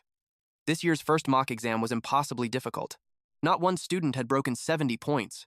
Only a handful even passed. Which lunatic designed this test? They muttered, vowing to find out. The green-haired student breathed a sigh of relief. With everyone failing so spectacularly, his own poor performance wouldn't stand out. But then, his eyes caught something. Teacher Jian confronted his colleague. Tao, you have gone too far. An exam this brutal will shatter our students' confidence. Teacher Tao remained unmoved. If they can't handle this, they are the worst class I have ever taught. Suddenly, his gaze fixed on the arena. Hanako was running from the monster? He watched, confused, as she fled toward the barrier's edge. Was she forfeiting the exam? But just before crossing the line, she leaped. She wasn't running. Using the barrier as a foothold, she launched herself back, building incredible momentum for her strike. The monster swung its massive fist to intercept her, but in a flash of cold steel, her sword was drawn. A single, perfect slash, and the monster fell to pieces. A complete knockout. A perfect score! The crowd erupted. While everyone else struggled just to pass, she had achieved the impossible. She's a monster, they whispered in awe. Where did someone like her come from? The answer came quickly. She's the exchange student from the Ying sect, the top student of Class 4. Nearby, a smug-looking samurai watched her. For him, this was only the beginning. He had arranged an extra exam. From the cracks in the arena floor, new mushrooms sprouted, connected to a far more terrifying creature below. The next group was summoned. Grade 12, Class 1. Li Jian, the green-haired student, watched intently. He is the number 1 of Class 1, he thought. He has to get a perfect score, too. He then noticed Hai making strange hand gestures. What are you doing? He asked. Hai knew his friend couldn't see the system's prize wheel. Just waving away mosquitoes, he lied smoothly. He didn't care about who was number 1. His eyes were on a different prize entirely. What magical artifacts could he get on advanced payment? Meanwhile, the fangirls shrieked for Junhao. Junhao stepped forward, his confidence radiating. He would crush this exam monster. He was determined to prove it. There was a world of difference between two number 1s. Suddenly, a black mist filled the arena. The mist poured from the mushroom monster itself. Even Teacher Tao was baffled. Who on earth created such a creature? Junhao scoffed. No matter what form you take, I will kill you in a single blow. As he clenched his fist, ancient runes blazed to life on his skin. He lunged forward, unleashing a devastating punch. The monster was sent flying backwards. Teacher Jian gasped at the sheer power. Teacher Tao explained with a knowing look. He has imprinted a magic formation on his arm, amplifying the destructive power of his fist. That kid has his sights set high. A guaranteed spot at Peking or Tsinghua University. But inwardly, the teacher seethed with jealousy that Junhao wasn't in his class. The attack was so powerful, the ground itself caved in. Junhao smirked. This punch guarantees my admission, and it proves there is a difference between number 1s. But his triumphant smirk froze. His face went pale. Even the teachers tensed. The monster was still standing, unfazed. Something felt off. He knew his form was perfect, so why did the power feel so wrong? He steeled himself to strike again, but a terrified scream ripped through the air. Get away from there, Teacher Jian shrieked. He lunged forward for another strike, but his fist never connected. A brutal blow to the gut sent him flying. He slammed into the wall with a sickening crunch. Teacher Jian rushed to his side, helping him up, only to cough up a mouthful of blood himself. He had tried to disperse the force of the blow, but he still suffered grave internal injuries. He knew this monster shouldn't be here. He frantically called for reinforcements. An off-the-charts beast had appeared in the exam hall. The person on the other end simply asked about the exam's difficulty level. He screamed for the highest realm teachers available. As the monster charged toward them, someone suddenly restrained its feet. The proctor was offended. Did this beast think it could just ignore him? With a flick of his wrist, he bound its arms as well. But little did they know. that the true monster beneath them had just opened its eyes. Vicious spikes erupted from the mushroom's back, tearing through the ground. The proctor held the restraints firm, but the very earth around him began to shatter. He knew this was bad. In the next instant, the entire area exploded. The beast roared, breaking free from its bonds, only for a massive fireball to descend from the sky. It countered, firing a dark energy from its head. The two forces clashed, creating a blinding explosion. The monster then charged out from the cloud of smoke. Its eyes locked onto the figure on the roof who was casting the fireballs. From the top of the walls, Hanako watched the chaos unfold. With a steely gaze, she unsheathed her swords. The samurai beside her grabbed her arm. "What do you think you're doing?" "I'm going down there to help," she declared. This man, Sakikaku from the Ryogaki sect, screamed at her, "Are you a fool? This entire exam was staged to pave the way for you. Once that monster accidentally takes out the top students, you'll have guaranteed admission to Tinua, Peking, or even Shukian University." But she refused to obtain a guaranteed spot through such despicable means. She was determined to tear that foul creature to pieces. But suddenly, a strange feeling washed over her. She clutched her head, screaming from an unbearable, splitting pain. Kaku smirked as his soul-binding curse took effect. He was relieved to finally have her on a leash. Otherwise, his father's meticulous plan would have all been for nothing. Hanako had inherited none of the cold-blooded and cruel traits of the Rugasaki family. In her very soul, she still possessed the fatal flaw of her original bloodline. She was gentle, kind, and just. It made him wonder why his father would waste so many resources on someone like her. His thoughts were cut short by another explosion on the rooftop. Teacher Tao was sent flying. He realized the monster was at least at the 5th layer of the condensation realm. Who on earth approved this monster for an exam? He immediately activated his body-protecting astral shield. The beast rushed towards him in a blur. It was moving so fast his eyes couldn't even track it. All he could do was create an omnidirectional defensive shield. The monster attacked in the very next instant. A crack appeared on the shield, before it shattered like glass, and the beast grabbed Teacher Tao by the neck with a wicked grin. The teacher's eyes rolled back as the monster choked the life from him. But in a flash, someone intervened, slicing the creature's arm to pieces. And of course, it was none other than our boy. Let's rewind 15 minutes. The green-haired student trembled beside him at the sight of the beast. He could tell the kid was completely intimidated by its demonic aura. He hadn't expected someone in the condensation realm to be so easily frightened by mere demonic pressure. The cultivation level of this monster is at the 7th layer of the condensation realm. Yin's voice echoed in his mind, having already assessed it. He was impressed by her sharp perception. But she clarified, "It's not me, it's this body. It senses a powerful opponent and is getting agitated."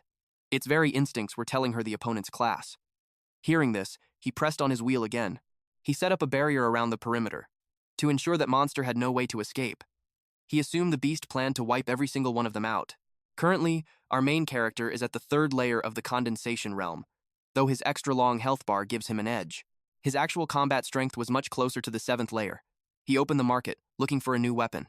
After looking through all the newly unlocked items, he found the only top-grade weapon, and it was the only one available through advanced payment. He was immediately drawn to its attributes. By channeling mana, it could refine and absorb the powers of other magical artifacts, as long as the artifact's realm wasn't higher than the weapon's own. He could also channel his mana into the weapon, allowing the blade to absorb his techniques and release them on command. He acquired the Cloud Ruin blade through the advanced payment. It materialized right beside his dagger. He then turned to Yin. "After I go down, stay up here as a precaution." He had a feeling this bonus monster would bring out another. Yin agreed, though she asked, "Can't those teachers take care of them?" Hei understood instantly. Her instincts could sense overwhelming power, but not the hidden threats lurking just beneath the surface. He quickly explained the situation. Those teachers were merely at the 1st layer of the condensation realm. Only their homeroom teacher, Tao, had reached the 5th layer. With enough time to set up a formation, he might stand a chance.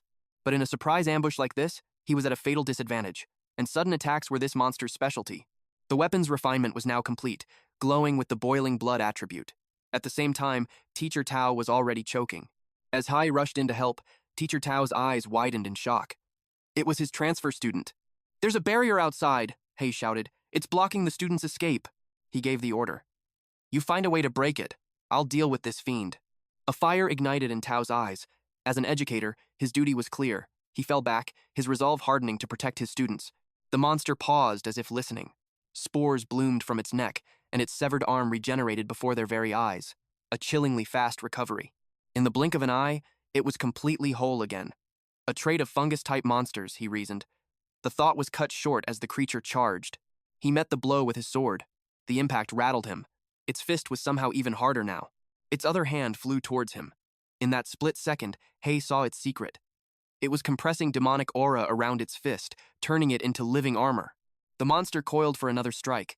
The sheer power of the blow sent Hai hurtling backward. He barely managed to stop himself from crashing into the wall, but in the next instant, the monster was right beside him. It raised its fist one last time and unleashed a devastating punch. A massive explosion blinded everyone. "He's finished," Teacher Jian cried in despair. Teacher Tao turned to him, his voice cold. "Then go down and save him." Jian was left utterly speechless. Teacher Tao knew Jian's true nature. He was a coward who always kept a safe distance. The only reason Jian had saved the #1 student earlier was because the boy's powerful family must have made him an offer. He would never have risked his own life otherwise. Jian's guilty silence confirmed everything. The transfer student's courage is admirable, Teacher Tao admitted, but it's useless. No one here can stop this. Their only hope was to shatter the barrier before that fiend decided to turn its attention to them. The mushroom creature pounded the dust cloud relentlessly. Teacher Jian couldn't watch the tragic outcome. Hai must have been beaten to a pulp by now. The monster reveled in its victory, until a hand shot out from the smoke and seized its fist. Both Teacher Jian and the monster froze in absolute shock. The boiling blood effect had activated. Now, it was Hai's turn. He swung his sword in a vicious arc, sending the monster flying across the entire arena. The beast staggered to its knees and looked up, only to see a light descending from the sky. It was Hai's sword. At the last second, it caught the blade between its palms. A smirk crossed Hai's lips. Dark sword heart, thunder. A menacing black orb formed at the blade's tip, inches from the monster's face. And then, it erupted. All that remained was a single foot, its spores scattered on the wind. Teacher Jian was stunned. He took it down in one hit, but Hai sensed a new danger. He looked to the sky, and another monster was there. It was almost identical, except this one had a single giant eye embedded in its mushroom cap. The cap detached, spinning like a deadly disc. Spikes erupted from its surface, morphing into missiles that rained down from above. Hai braced himself as the sky filled with a storm of death, showering the entire arena with explosions. The other students screamed and scattered in blind panic, but with the barrier trapping them, there was nowhere to run. Hai quickly formed a hand seal, activating the stolen golem shield formation. The students watched in despair, knowing the attack's range was too wide. Escape was impossible. A missile closed in on a student and detonated right in front of his face. The massive explosion created a chain reaction. One after another, the remaining missiles exploded in a symphony of destruction. The student braced for death, but to his utter shock, he was unharmed. A wave of cheers erupted from the survivors. They looked around in awe, wondering who could have cast such a massive defensive formation. A technique of this scale required immense magical power. They knew one thing for certain. Whoever cast that spell was destined to be one of the top students this year. The protective shield covered everyone. A companion's voice noted that Hai wasn't nearly ruthless enough. He had saved everyone, even the weakest students. But those top students he just protected would one day become his fiercest rivals. Hai's magical power was almost completely drained, but he wagered the floating mushroom cap in the sky was in the exact same condition. With a final snarl, the beast shattered into nothingness. In a flash, it reappeared beside Hai. He instantly kicked his sword forward and vaulted away as the monster's fist smashed into empty air. He tried to create some distance, but in the blink of an eye, the monster was right behind him. He met its devastating punch with his blade. Black static crackled across his sword, and he swung it in a deadly arc. It sliced the monster's head clean off, forcing its body back. But instantly, the head regenerated, as good as new. After infusing his blade with lightning magic, cutting its head became child's play. But its ability to regenerate meant one thing. The head was not its vital point. He suspected the core was hidden in its torso. Suddenly, the monster's face unzipped, revealing a single terrifying eye. In a flash, it vanished. Hai noticed its speed had increased again, but his senses tracked its new location, and he struck without hesitation. The monster ducked under his attack, slamming a fist into his side. The impact sent him flying, coughing up blood. Then, the creature circled him at lightning speed. It moved so fast it created afterimages, a whirlwind of deadly motion trapping him in the center. Even so, Hai masterfully blocked its attacks. It unleashed a relentless barrage of fists. He took heavy blows all over his body, but he stood his ground, unyielding. Teacher Jian watched with slight disappointment, seeing him on the losing end. He truly believed this transfer student could turn the tables. Teacher Tao scoffed, saying it was hopeless from the start. With such a huge power gap, there was no way for the student to win.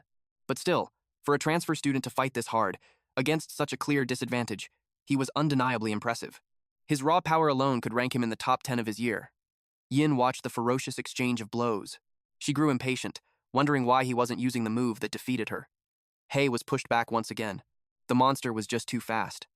It was impossible to keep up, especially with that explosive burst of speed right before each attack. Even defending with all his might, he could only block a fraction of the damage. His damage taken hit 150%, activating his boiling blood passive. He settled into his combat stance and charged forward like a bullet, raising his sword high. Teacher Jian was confused. Hai had taken a stance but wasn't moving. He thought the boy had finally given up. But then, Hai unleashed a skill called the Heavenly Law of Annihilation. The raw power surged upwards, completely shattering the protective barrier where the teachers stood. Teacher Tao was in shock.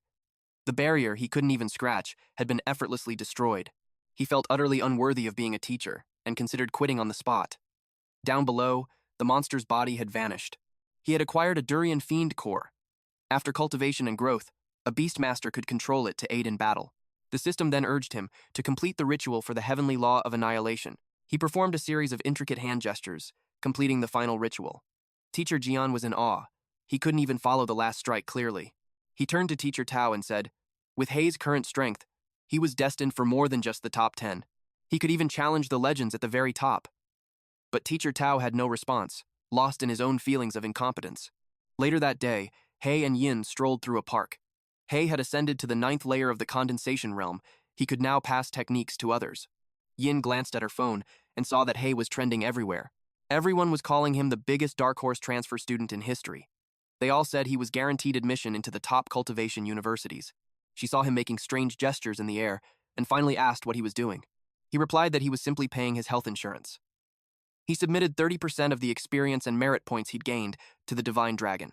He noticed his wounds weren't healing anymore. The system's passive healing only reactivated after the insurance payment was received. As he tried to pay for Yin, he noticed something was wrong. The payment was being blocked by a dark, ominous cloud. He watched intently as the black cloud grew, covering the entire sky above them. It was the Black Abyss Forbidden Domain, a barrier that trapped everyone inside, making them invisible to the outside world. A formation like this was only ever used for one purpose: to assassinate a target and silence any witnesses. A kunai whistled through the air. Hai blocked it with a hand golem, but the kunai was inscribed with a rune, and it exploded on contact. Yin tried to get some distance, but her feet got stuck in a puddle of dark liquid. It engulfed her as the smoke began to clear. He was amused by their technique. They'd imprinted a small explosion formation on a kunai and used an incessant battle technique to trap his disciple. Hanako charged out from the smoke. She swung her sword, and he blocked it with his own. She attacked again, this time hitting his hand. But he noticed. Pachi had used the back of her sword. He let his sword drop. Hanako immediately leaped back, creating distance. He asked if this entire ambush was just to snatch his weapon. She confessed that her father had ordered her to kill him, seeing him as a competitor on her path to a higher education. But she hated doing things that way. Her plan was cold: take his weapon, report him as dead, on the condition that he flees the country and abandons any dream of attending university. Otherwise, the moment he appears at school, especially at the top of the ranks, the assassins of the Ying sect will hunt him down. Her blade began to pulse with a strange light. A system notification echoed in his mind. The post-payment mission for the Cloud Ruin Weapon Guide has been triggered. The ultimate battle for supremacy was about to begin. A sinister, dark aura enveloped them both. "What's happening?" she cried out. She leaped onto a high branch, her eyes widening in shock. The world around her had completely changed. She jumped to a rooftop, completely disoriented. She was bewildered by their new surroundings. "This," he explained grimly, "is the realm of past reflections. A secret domain where one can only witness past memories, but never interfere." The blade was an advanced weapon, and it had bonded with her. The very moment she claimed it, she had triggered this mission. The mission had forcibly dragged them into this memory world. She looked down and realized the stolen blade had vanished from her hands. He told her the weapon's true physical form must still exist somewhere within this secret realm. If they can't find it, the blade will be lost forever. Just then, a haunting song drifted through the air, a melody that felt chillingly familiar. She saw a small figure running towards a house. It was Xiao Hai. As a little girl, reaching the door, she called out, "Dad, I'm home." But her eyes widened in absolute horror. Everyone inside had been slaughtered. She cried out for her brothers and sisters in despair. She saw her mother, a sword impaled in her chest. Then, someone in the room noticed her. It was her senior brother. But he was wearing the uniform of the hated Ying sect. What are you doing here?" she whispered, trembling. A twisted, sickening grin spread across his face as he advanced. The scene then shattered, flashing back to a memory from when Xiao Hai was only in 5th grade. She moved with incredible grace, leaping between branches and throwing several knives. Each one landed a perfect bullseye before she gracefully touched the ground. A woman's voice called from a branch above. Your technique already surpasses mine when I was your age. It was her beloved big sister, Hua Qianjing. But you missed one, she teased. The target behind the other tree. In response, Xiao Hai threw another knife. Qianjing's eyes widened in disbelief. She threw a second blade, striking the first and altering its path in midair. The redirected knife slammed into the hidden target. She threw another, which embedded itself deep into a tree. The impact was so immense it left a crater in the wood. Qianjing stared, speechless. The power was unbelievable. Xiao Hai pushed the knife all the way through from the other side. So, did I hit the mark? She asked eagerly. You passed, Qianjing said with a proud smile. As twilight fell, they headed home. Dad, we're back, Xiao Hai announced cheerfully. Her father patted her head. And how was practice today? She beamed, telling him she hit every target, even the hidden one. As they spoke, the sharp sound of a blade slicing wood cut through the air. It was Hua Jiang, a disciple of the Hua clan. His swordsmanship had improved yet again. Qianjing turned to her father. Are you really going to teach him the family's secret iron wall blade technique? Their father sighed, admitting he was indeed considering it. Though the boy was not of their bloodline, he had been with them for 3 years. In all that time, he had seemed polite and pure of heart. Jiang always brought him tea, and he trained relentlessly, pushing through pain and exhaustion. He was honest and took responsibility for his mistakes. The master saw him as a worthy disciple, until a sword pierced through the back of his chair. As the blade plunged into the center of his chest, the master gasped, Jiang, why? I was never one of you, the boy sneered. He revealed the truth. He was born of the Ying clan, and had hidden his identity for 6 years just to steal their family's ultimate technique. Now that I have finally mastered it, he declared, it is only natural that I annihilate your entire clan, the master seethed. Even if I die, the others in the courtyard will not let you escape. A bloody hand slapped against the doorframe. It was Qianjing. Gravely wounded, she tried to stagger towards her father, but collapsed before she could reach him. He trembled with rage and grief, watching his own daughter die. Fury blazed in his eyes. You monster! You poisoned them!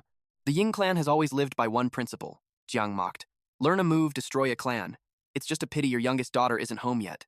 He mused about her legendary talent, and as if summoned by fate, a cheerful voice called out, I'm back. Spare her! Please, I beg you, spare my youngest daughter, the master pleaded. Jiang laughed. Don't worry.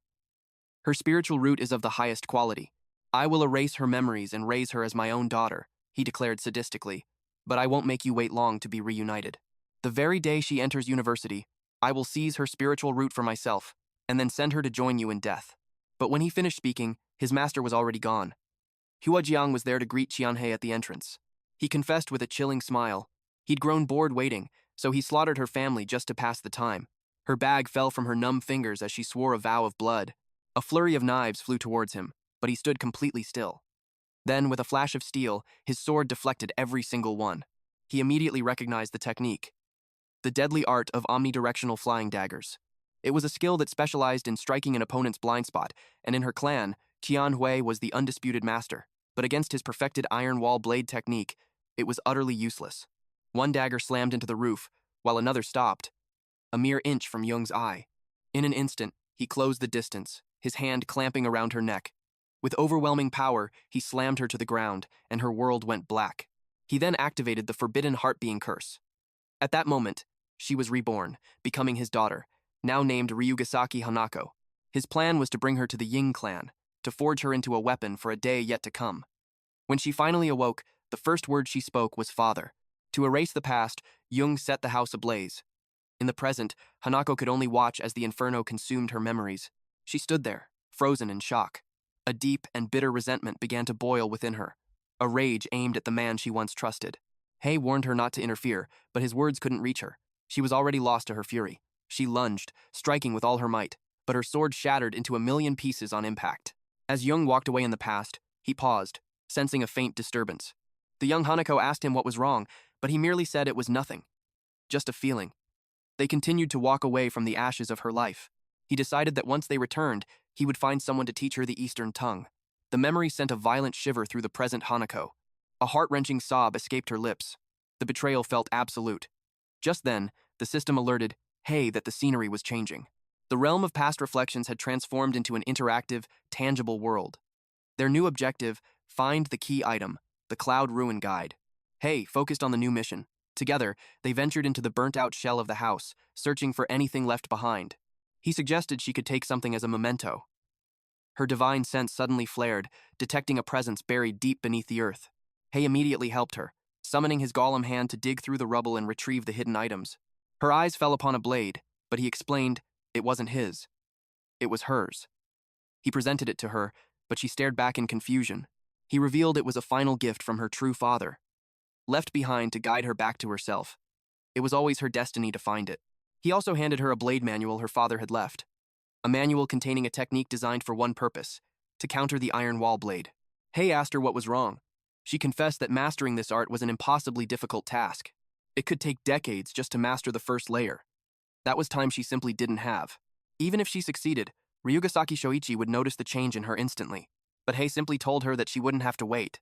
She asked what he meant, and in that moment, he placed 2 fingers on her forehead. A torrent of pure energy flooded into her. Instantly, every move and incantation was imprinted upon her mind. The breaking blade technique had been directly transmitted to her. The system then informed her that the repayment for this technique was now her responsibility. From this point on, 30% of all cultivation experience and merit points she earned would be paid to Hai as interest.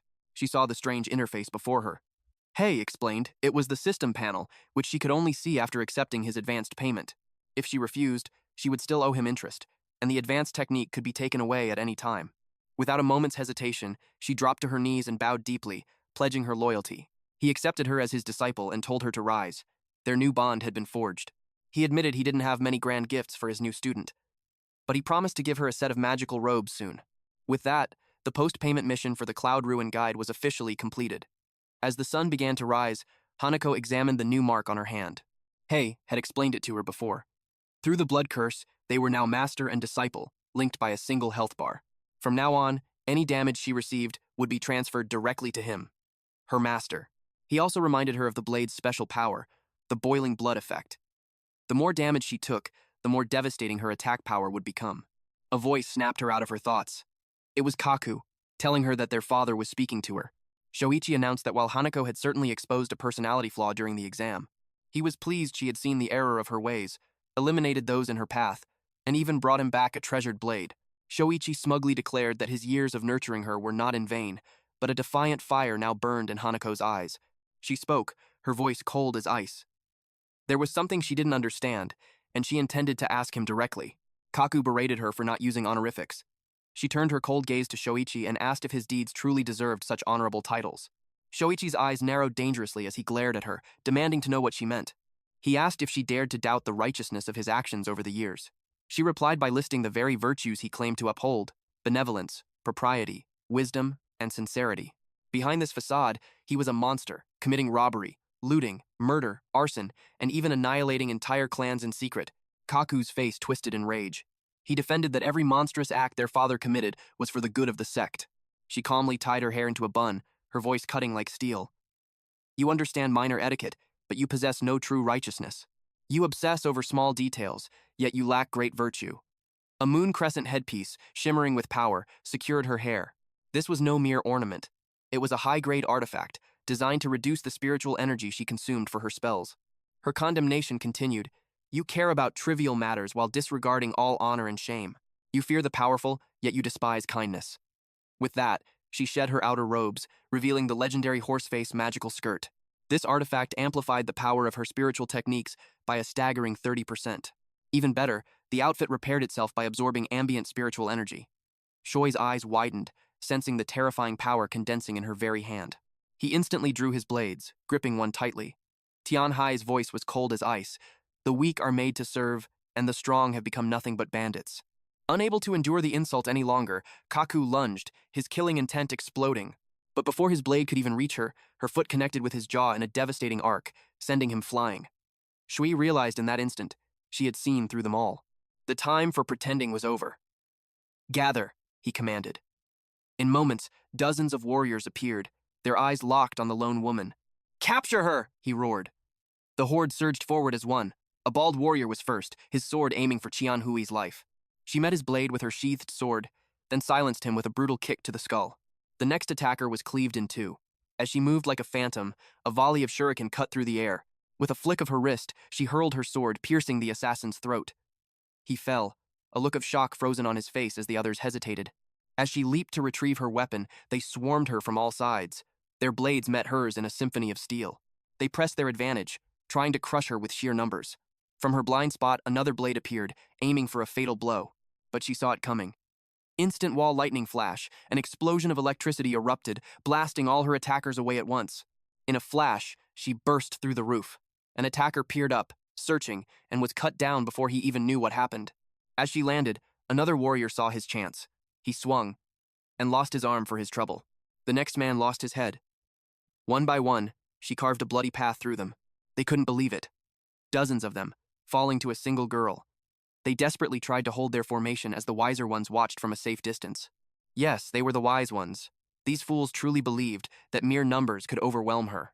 But this girl was chosen by the sect leader himself, though she was an outsider who didn't inherit his martial talent. When it came to the sword, her skill was unmatched in the entire sect. Okawa Mena, one of the three sword masters, knew she wouldn't stop until one of them finally made a move.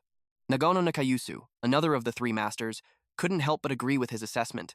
He questioned why Mena was just standing by, watching the battle unfold from the sidelines. But Mena was no fool. With the other masters watching, he refused to be the first to jump in and become cannon fodder. Besides, his quick-draw style required a single, perfect opening. He just had to wait. Time passed, and a field of fallen bodies lay in her wake. Qian Hui was breathing heavily, exhausted. She could barely remain on her feet. This was Mena's chance. His blade slid from its sheath. He charged forward like a phantom. She sensed the danger, glancing behind her. But in the blink of an eye, he struck. A crimson arc of blood erupted from her body. Her assailant wore a wicked, triumphant grin as she was thrown back by the force. At that moment, Yin sensed it. Qian Hui's aura was weakening rapidly. She turned to, "Hey, are you not going to intervene?" He smirked, surprised by her concern. He thought she'd be furious with the girl, especially after being trapped in that formation. But for Yin, it was a minor inconvenience she escaped with ease. By the time she was free, the others had already vanished. For a terrifying second, she thought he had run off with the enemy. But Hai revealed he had a plan to help all along. He had erected a massive barrier around the building. A dome of golden light enveloped the entire area, sealing it off. Yin was baffled. His idea of helping was to trap not only the entire Ying sect, but Qian Hui along with them. He almost let it slip, saying it was fine as long as the dragon took the damage for her. He quickly corrected himself, claiming he would take the damage instead. Besides, with the boost from his boiling blood effect, he had absolute faith in Qian Hui's victory. If things turned sour, he would intervene. But for now, he would ensure not a single one of those bastards escaped his grasp. The vengeance they craved was nothing short of total annihilation. Qian Hui lay broken in a pool of her own blood. Mena gloated over his perfect one-hit kill. But then, she began to rise, trembling but unbroken. He couldn't believe his eyes. He'd struck true, a clean slice to the neck. How was she still standing? He replayed the final moment in his mind. She'd blocked it. Just barely. Luck, he thought. But luck wouldn't save her a second time. He lunged forward for the kill. She unleashed spirit object control. The floorboards exploded upwards, a torrent of wooden spears aimed right at him. But such cheap tricks were useless against him. The boiling blood effect activated, damage at 30%. That wasn't meant to stop you, she declared. It was to force you to draw your blade too soon. In that instant, she struck. Her attack was parried. The block caught her completely by surprise. Mina sneered. Even without my quick draw advantage, he boasted, my speed alone is more than enough to stop you. She unleashed the breaking blade technique. Instantly, her sword phased through his guard and slashed deep into his flesh. A notification then appeared. Blade of crushing momentum. Post-payment mission progress. Requirement. Use blade crushing momentum 5 times in battle. This powerful technique consumed an immense amount of spiritual energy. After a successful parry, it bypasses the opponent's block entirely, striking the target directly. But her spiritual energy was now dangerously low. She'd have to wait for it to recover before using the technique again. The Ying sect masters watched in shock as their weakest link fell. Nakayasu's eyes widened. Qian Hui's blade was completely undamaged. How? How did she cut through the man times behind times the sword? Yuyo couldn't comprehend her explosive growth. In the past, Mena's quick draw would have killed her 10 times over. He had an idea. Let's attack together. It wasn't a matter of confidence. It was simply better to share the glory of her defeat. Nakayasu nodded in agreement. I'll cover you, he declared. He unleashed the sky-rending slash. Xiao Hai twisted her body, narrowly dodging the blow. But in that moment of vulnerability, Yuyo charged in. She raised her sword just in time to block. But his power was overwhelming. The impact sent her flying through the wall and out into the open. The sheer force of his blade left her hands trembling. Before she could recover, Yuyo was upon her again. An arrogant smirk played on his lips as he pressed his attack. With a final, powerful strike, he sent her weapon flying from her grasp. She instantly used spirit object control to recall her blade. But before it could reach her hand, he lunged once more. Her hand, glowing with power, met his steel blade, but the pressure was immense. Suddenly, a searing pain erupted from her side. A second attacker. She never saw it coming. Ruthless Nakayasu, Yuyo commented, slicing the girl clean in two. Finish her now, Nakayasu commanded. It's not over until her head is off. Xiao Hai collapsed, bleeding profusely from a mortal wound. Yuyo raised his sword for the final blow, but froze, utterly dumbfounded. She was standing up again. Even the rips in her clothes were mending before his very eyes. It was impossible. A fatal wound that nearly split her in two at the waist had vanished in the blink of an eye. What kind of healing art was this? Surely nothing a condensation realm cultivator could master. With a flick of her wrist, spirit object control brought her sword home.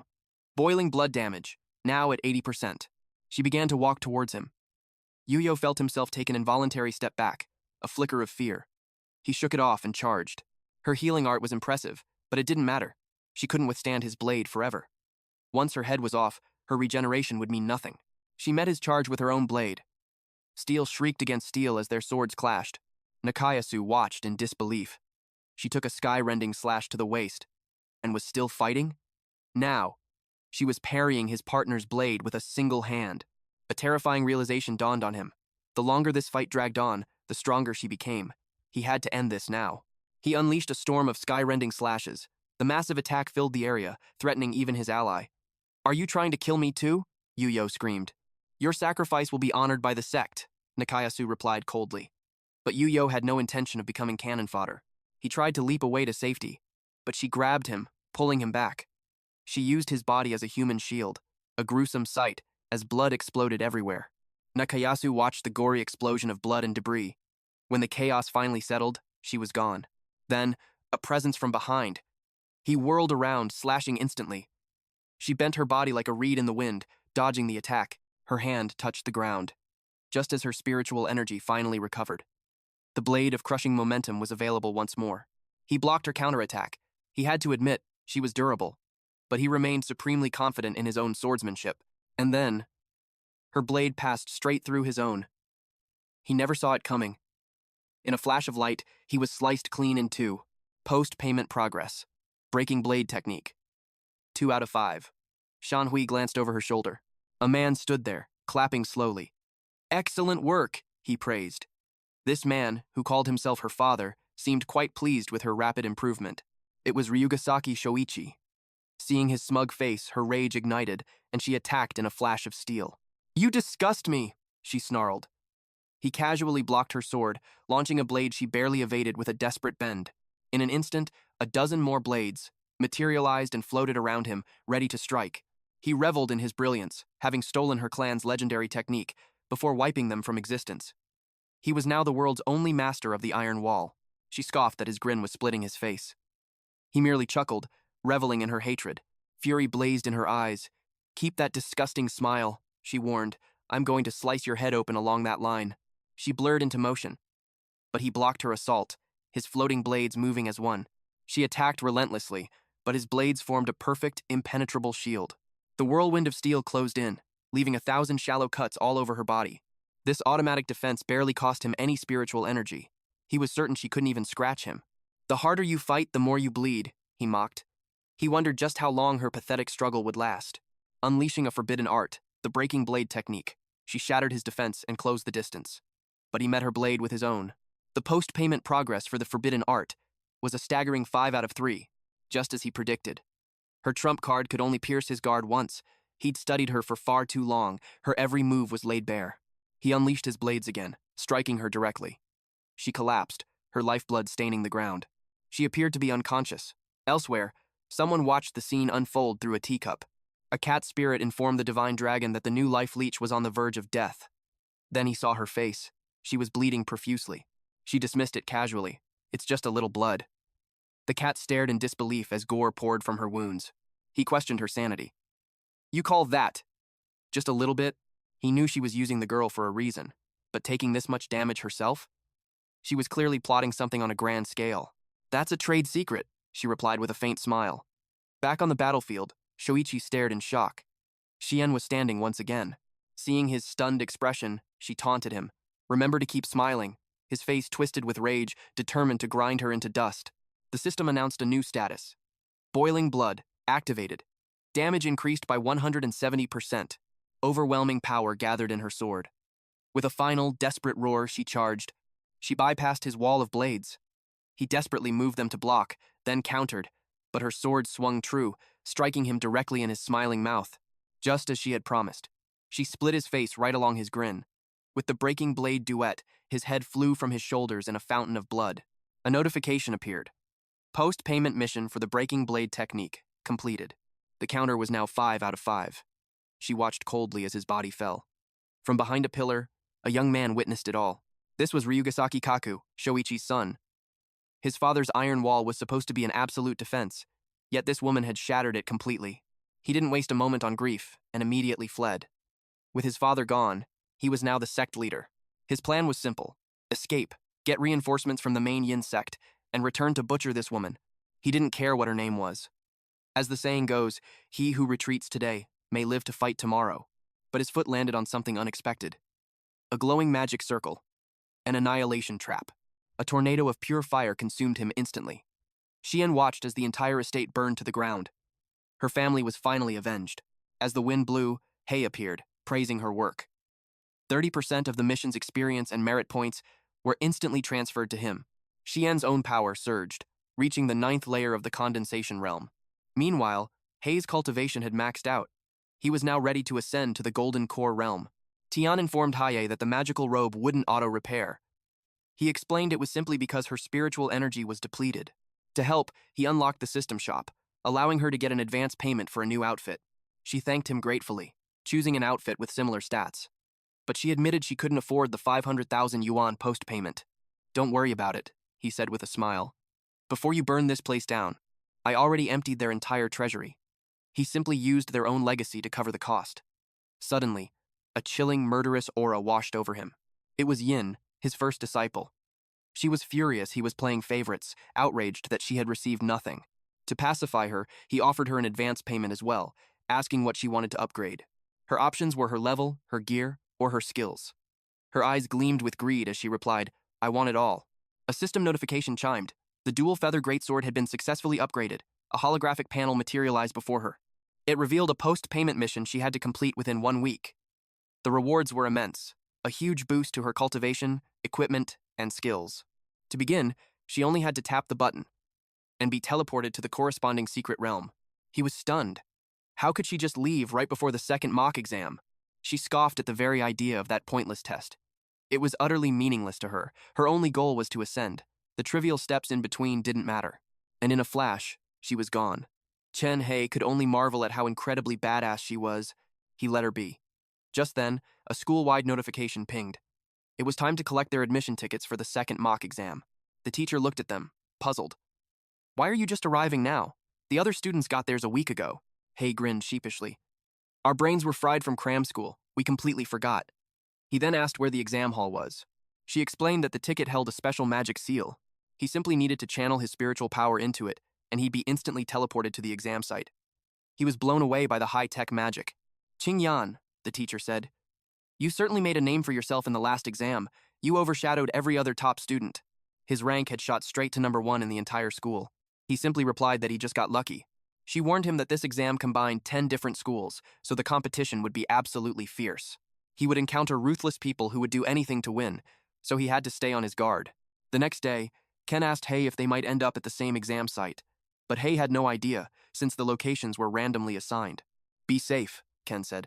I'll see you at the finish line. And with a wave, he was gone. The magic card in Hai's hand began to glow, and his vision shifted to a dense forest. He wondered if this place was the secret realm mentioned in the syllabus, the giant wood forest.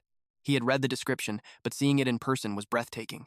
The trees were far larger than he had ever imagined. A drone flew towards him, announcing the start of the exam. Elsewhere in the forest, a massive shadow fell upon a student. It belonged to a hungry bear fiend from the 5th layer of the spirit guiding realm. The bear lunged, only to be met with a devastating punch that sent it flying. The beast crashed hard into the ground. At the same time, in another location, one more bear became another student's punching bag. This student was Lai Junhao, the 3rd-ranked prodigy from number 6 middle school. Blonde cheerleaders cheered him on. He boasted that these monsters were barely a warm-up. He was convinced he only lost to Hai in the first exam due to carelessness, certain that he wasn't any weaker. Suddenly, he felt an overwhelming presence. It was a 6th-layer condensation realm fiend, a glasses bear fiend. He saw its ferocious eyes and the countless battle scars that covered its body. This was an apex predator, a beast that had clawed its way to the top of the food chain. Its aura was just as intense as the terrifying mushroom fiend.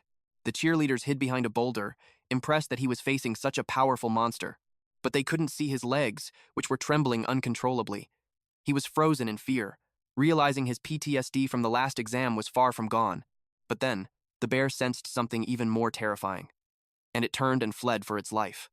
Junhao was completely baffled. And then he saw him. Our main character zipped by in a blur.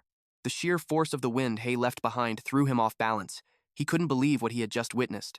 Hai was thrilled, playfully chasing after this cute little bear. It seemed our boy was genuinely enjoying this deadly hunt. Deeper in the forest stood a tree with a massive hole in it, surrounded by bloodstains. Even the nearby debris was splattered with red. A fierce battle had clearly taken place here. Junhao then noticed something in the shrubs. What he saw made his face turn pale. Hidden behind the bushes were the corpses of several fiends. There were almost a dozen elites, all at the 5th and 6th layers of the condensation realm, and Hai had wiped them out like they were nothing more than insects. He finally understood how naive he'd been to think he could ever compete with a monster like that. Just then, a monoprojection scoreboard lit up the sky. Subject 2 was about to begin. All examinees were ordered to prepare.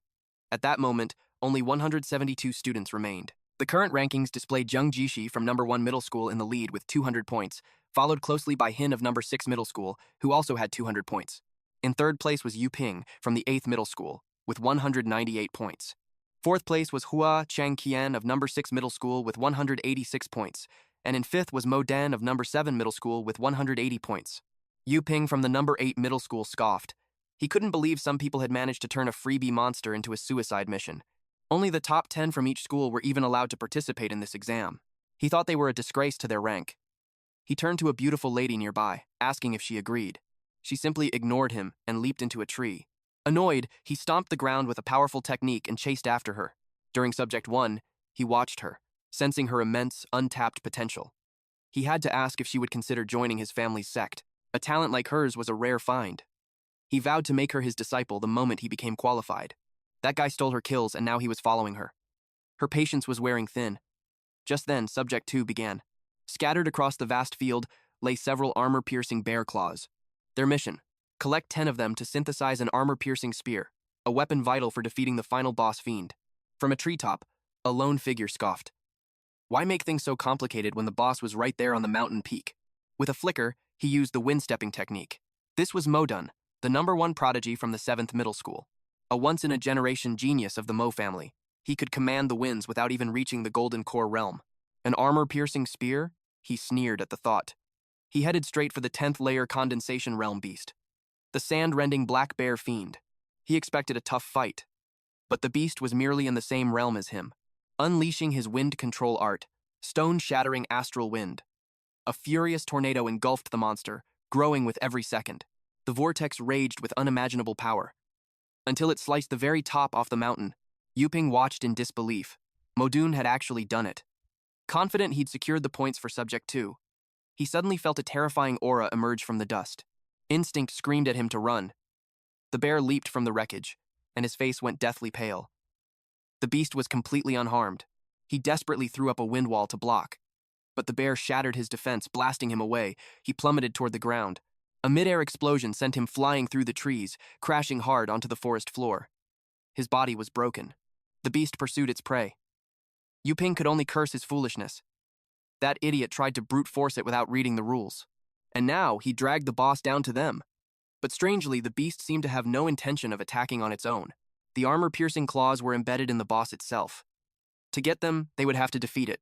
The rules of this trial were twisted. As the bear flexed its talons, Yu Ping suddenly remembered. Other elite bear fiends might carry the claws he needed. It was a rare drop, a long shot. But if he started hunting now, he might just stand a chance. He found another elite bear, its arms raised high. He saw the attack coming. The bear's claws struck a tree, leaving a deep, crescent-shaped gash. But in that instant, the beast was struck clean in the chest. Blood erupted from its body as it collapsed to the ground. A precise water attack from Yu Ping had ended it. He quickly searched the corpse, knowing not every elite fiend held a claw. These things were incredibly rare. After taking down a dozen elites, he had finally found his first one. Just then, a figure leaped from the trees. He saw the telltale glint of claws sticking out from her belt. To his shock, it was the beautiful girl from before, and she already had 3. A fire lit within him. He couldn't fall behind. He unleashed a powerful water gun barrage. Meanwhile, deep in the forest, Hai stood on a cliff's edge when he noticed a presence. It was Xiao Hai. She reported that she'd already collected 6 claws. If he was running short, she said, he could have some of hers. He appreciated her offer, but told her it wasn't necessary. He simply activated. Advanced pay. Armor-piercing spear. She watched in absolute awe, as a polearm radiating a tremendous aura materialized in his hand. Elsewhere, 3 jets of water shot out as one, striking another bear in its head, chest, and gut. As it collapsed, Yu Ping collected his prize. He grinned, holding his 9th claw. Just one more to go. He glanced at the scoreboard, checking everyone's progress. Wang Ping was in first place, followed by Zhang Jishi and Haiyan Hui, but his and Haixin's scores were lagging far behind. It seemed Hai, the one who foolishly took on the bonus monster, was totally washed up. The rumors about him were just empty hype. He steeled his resolve to pass this time. Suddenly, an alert flashed across the system. Hai had synthesized the armor-piercing spear. Yu Ping's jaw dropped in shock. Meanwhile, Xiao Hai was equally surprised. You could use advanced pay for that too? She was completely in awe of her master. Hai's gaze fell upon the wind user from the Mo family. He might just come in handy. He had already checked. The technique was open source. There were no patent conflicts, so he could use advanced pay for it. And that is exactly what he did. Advanced pay, wind control. The system instantly confirmed the purchase. The scoring for Subject 2 was simple. It was based on the total damage each participant dealt to the boss fiend. His plan was perfect. He would whittle the boss's health down, then Xiao Hai would jump in for the final blow. That way, they would both achieve the highest possible scores. She nodded, understanding the plan completely. With everything set in motion, Hai leaped from the cliff. It was a dizzying height, but he easily spotted the bear fiend below. The beast sensed him instantly, clapping its massive paws to unleash an attack. Model. The rushing wind howled around him. The target was just within reach. With one last look, he poured power into his legs and launched himself forward. He shot into the fray like a meteor, his body glowing with immense power. The fiend could only watch in awe as the impact sent its massive form flying backward. Without a single moment's hesitation, our hero swung his spear in a vicious arc. The attack created a cataclysmic explosion, instantly blinding the bear in a storm of dust and smoke. The spearhead pierced through the chaos, aimed directly at the bear's heart. But with its last ounce of strength, the fiend managed to block it with its paws. But then, Hai unleashed the dark nether lightning art. Crackling energy surged through his polearm, channeling directly into the bear and electrocuting it on the spot. The bear fiend convulsed in agony. But the assault wasn't over. He immediately activated wind control, wind treading stride. With the spear still lodged in the beast, he drove it backward with terrifying speed. It was a technique designed for absolute destruction. Yu Ping watched from afar, his face filled with rage that his kill had been stolen. Meanwhile, Modin remained completely unconscious. After some time, he finally awoke. He couldn't believe he'd been knocked out, and he was shocked by the scene of utter chaos before him. The battlefield was a disaster zone. The bear was being completely overwhelmed by the newcomer. Hai continued his relentless assault, piling on more and more damage. He swung his spear with impossible speed, so fast it seemed like a deadly tornado had formed around him. Each strike continuously sliced into the bear fiend. Hai's focus was absolute, his attacks so powerful they tore a hole straight through a massive tree behind the beast. As the giant tree crashed down, Hai finally finished his combo. The bear was somehow still in one piece, having shrunk its body to survive the onslaught. Yu Ping knew the beast couldn't block or dodge, so it sacrificed its size for greater mobility. He wanted to see how Hai would handle this new development. If he failed, Yu Ping planned to step in and claim the prize for himself. But the smaller size posed no problem for Hai. He easily slashed its forearms as the beast desperately tried to block his spear. The bear then launched a ferocious counterattack. Hai blocked the massive fist with the handle of his spear. It might be smaller, but its power was still insane. It then formed a suit of condensed chi armor around its arms. The beast hadn't used this armor before. Hai deduced that the skill must be incomplete, unable to cover its previously enormous body. He also noticed the double layer of physical and magical defense. Now he understood why the instructions said the test only increased the probability of passing, without guaranteeing it. He created some distance between them. In response, the bear leaped toward him. He spun his spear, unleashing his turn-back thrust technique. The bear was visibly startled by the sudden, overwhelming attack. A golden shield materialized over its chest. But Hai activated an advanced skill, Pierce Throat. His spear tore through the defense and plunged into the bear's neck, sending blood erupting into the air. The bear was sent flying backward, smashing through several trees in its path. When Hai approached, he found the beast pinned to the side of a cliff by his spear. It was difficult to control his power and leave its health at exactly half. But the remaining portion was just enough for Xiao Hai to finish it off and pass the test. He called for her to hurry, but Modin snuck up behind him, planning to steal the kill. He unleashed his technique, Wind Control, Wind Blade. A scream echoed through the forest, but once the attack faded, the air cleared, and Modin saw that he had missed. Xiao Hai had lifted the bear high into the air with her power. She then attacked using Wind Control, Demon Slash, and the split-strike bear fiend was completely eliminated. Her mastery of object control and wind control was a combination that was completely unrecognizable to the others. Modin was furious that so many lowly peasants knew how to use wind control. He believed that such unworthy people had no right to use the same advanced magic as the noble Mo family. He accused Xiao Hai of ambushing him while he took a quick nap. In his twisted mind, the bear's remaining health was supposed to be his prize. Xiao Hai mocked him, pointing out that he failed to mention he was knocked unconscious. Her words made him see red. Mo declared that out of all the examinees, the two students from number 6 high school were the absolute lowest class, with no sect background whatsoever. He couldn't find any connection between them and any powerful figures. He figured that if he killed 2 mere cultivation novices, the examiners wouldn't even care. Xiao Hai watched him speak, her gaze fixed on the disgusting slight smirk on his face. It was a look that reminded her of Xiao. Without any hesitation, she activated the execution line, closing the distance instantly. But Hai's voice cut through her rage, reminding her not to kill other examinees. Modin found it hilarious that a low-class girl wanted to kill him, a true genius. He casually activated his wind control, windshield. She slammed into the windshield. Modin infused it with his magic power, believing its defense was absolutely indestructible. But Xiao Hai passed right through it, as if she had teleported inside the shield. In that instant, Mo knew he was in deep trouble. His jaw dropped. "How did you get in?"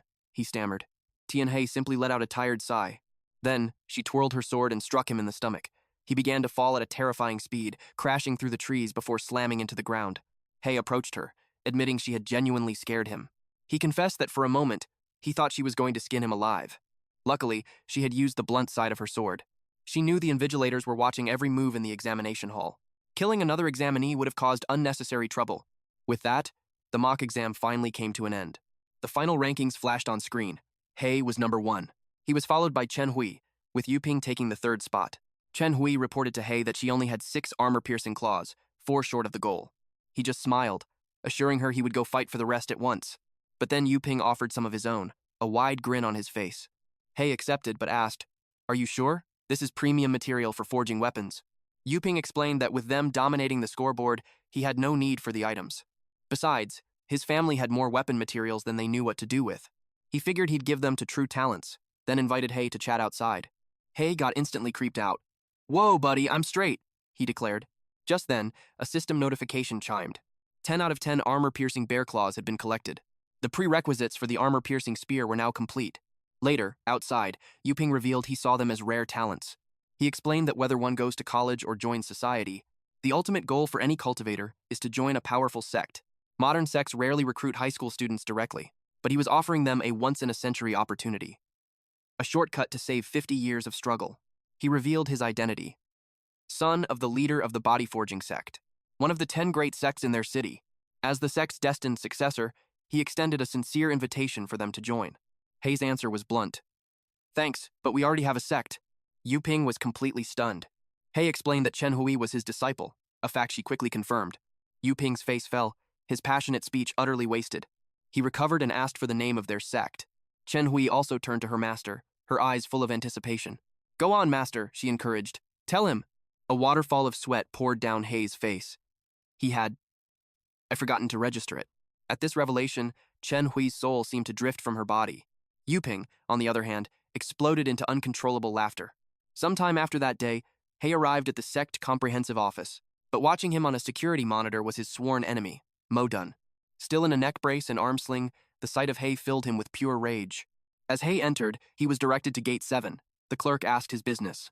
"I'm here to register a sect," He stated. The clerk asked for his name. He Shen. The name made the clerk's face go pale. "Do you have a recommendation from a major sect?" he stammered. He had none. "Have you reached the Golden Core realm yet?" the clerk pressed. He also needed to acquire 2 key items, a blazing flame mushroom and a chillbone herb. Both were legendary spiritual herbs, found only in high-level secret realms. He scoured the system's database, looking for a sect leader challenge that overlapped with the herb's locations, hoping to kill 2 birds with 1 stone. He found the perfect spot, a sect leader challenge within a secret realm where both the blazing flame mushroom and the chillbone herb were recorded to grow. But the realm lay within another sect's territory. The only way in was to join their party, so he checked their recruitment notice. The post stated they needed 1 sect leader who had already conquered the challenge. Meanwhile, the party members' patience was wearing thin, but just then, their final member arrived. Xiao Qihong, the woman in the group, stared in disbelief. Their leader, Su Jiang, had recruited a student who was obviously unqualified.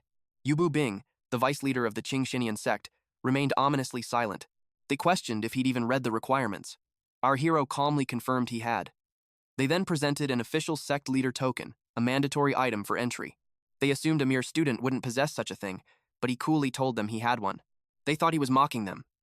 There was no way a high school student could possibly obtain a sect leader token.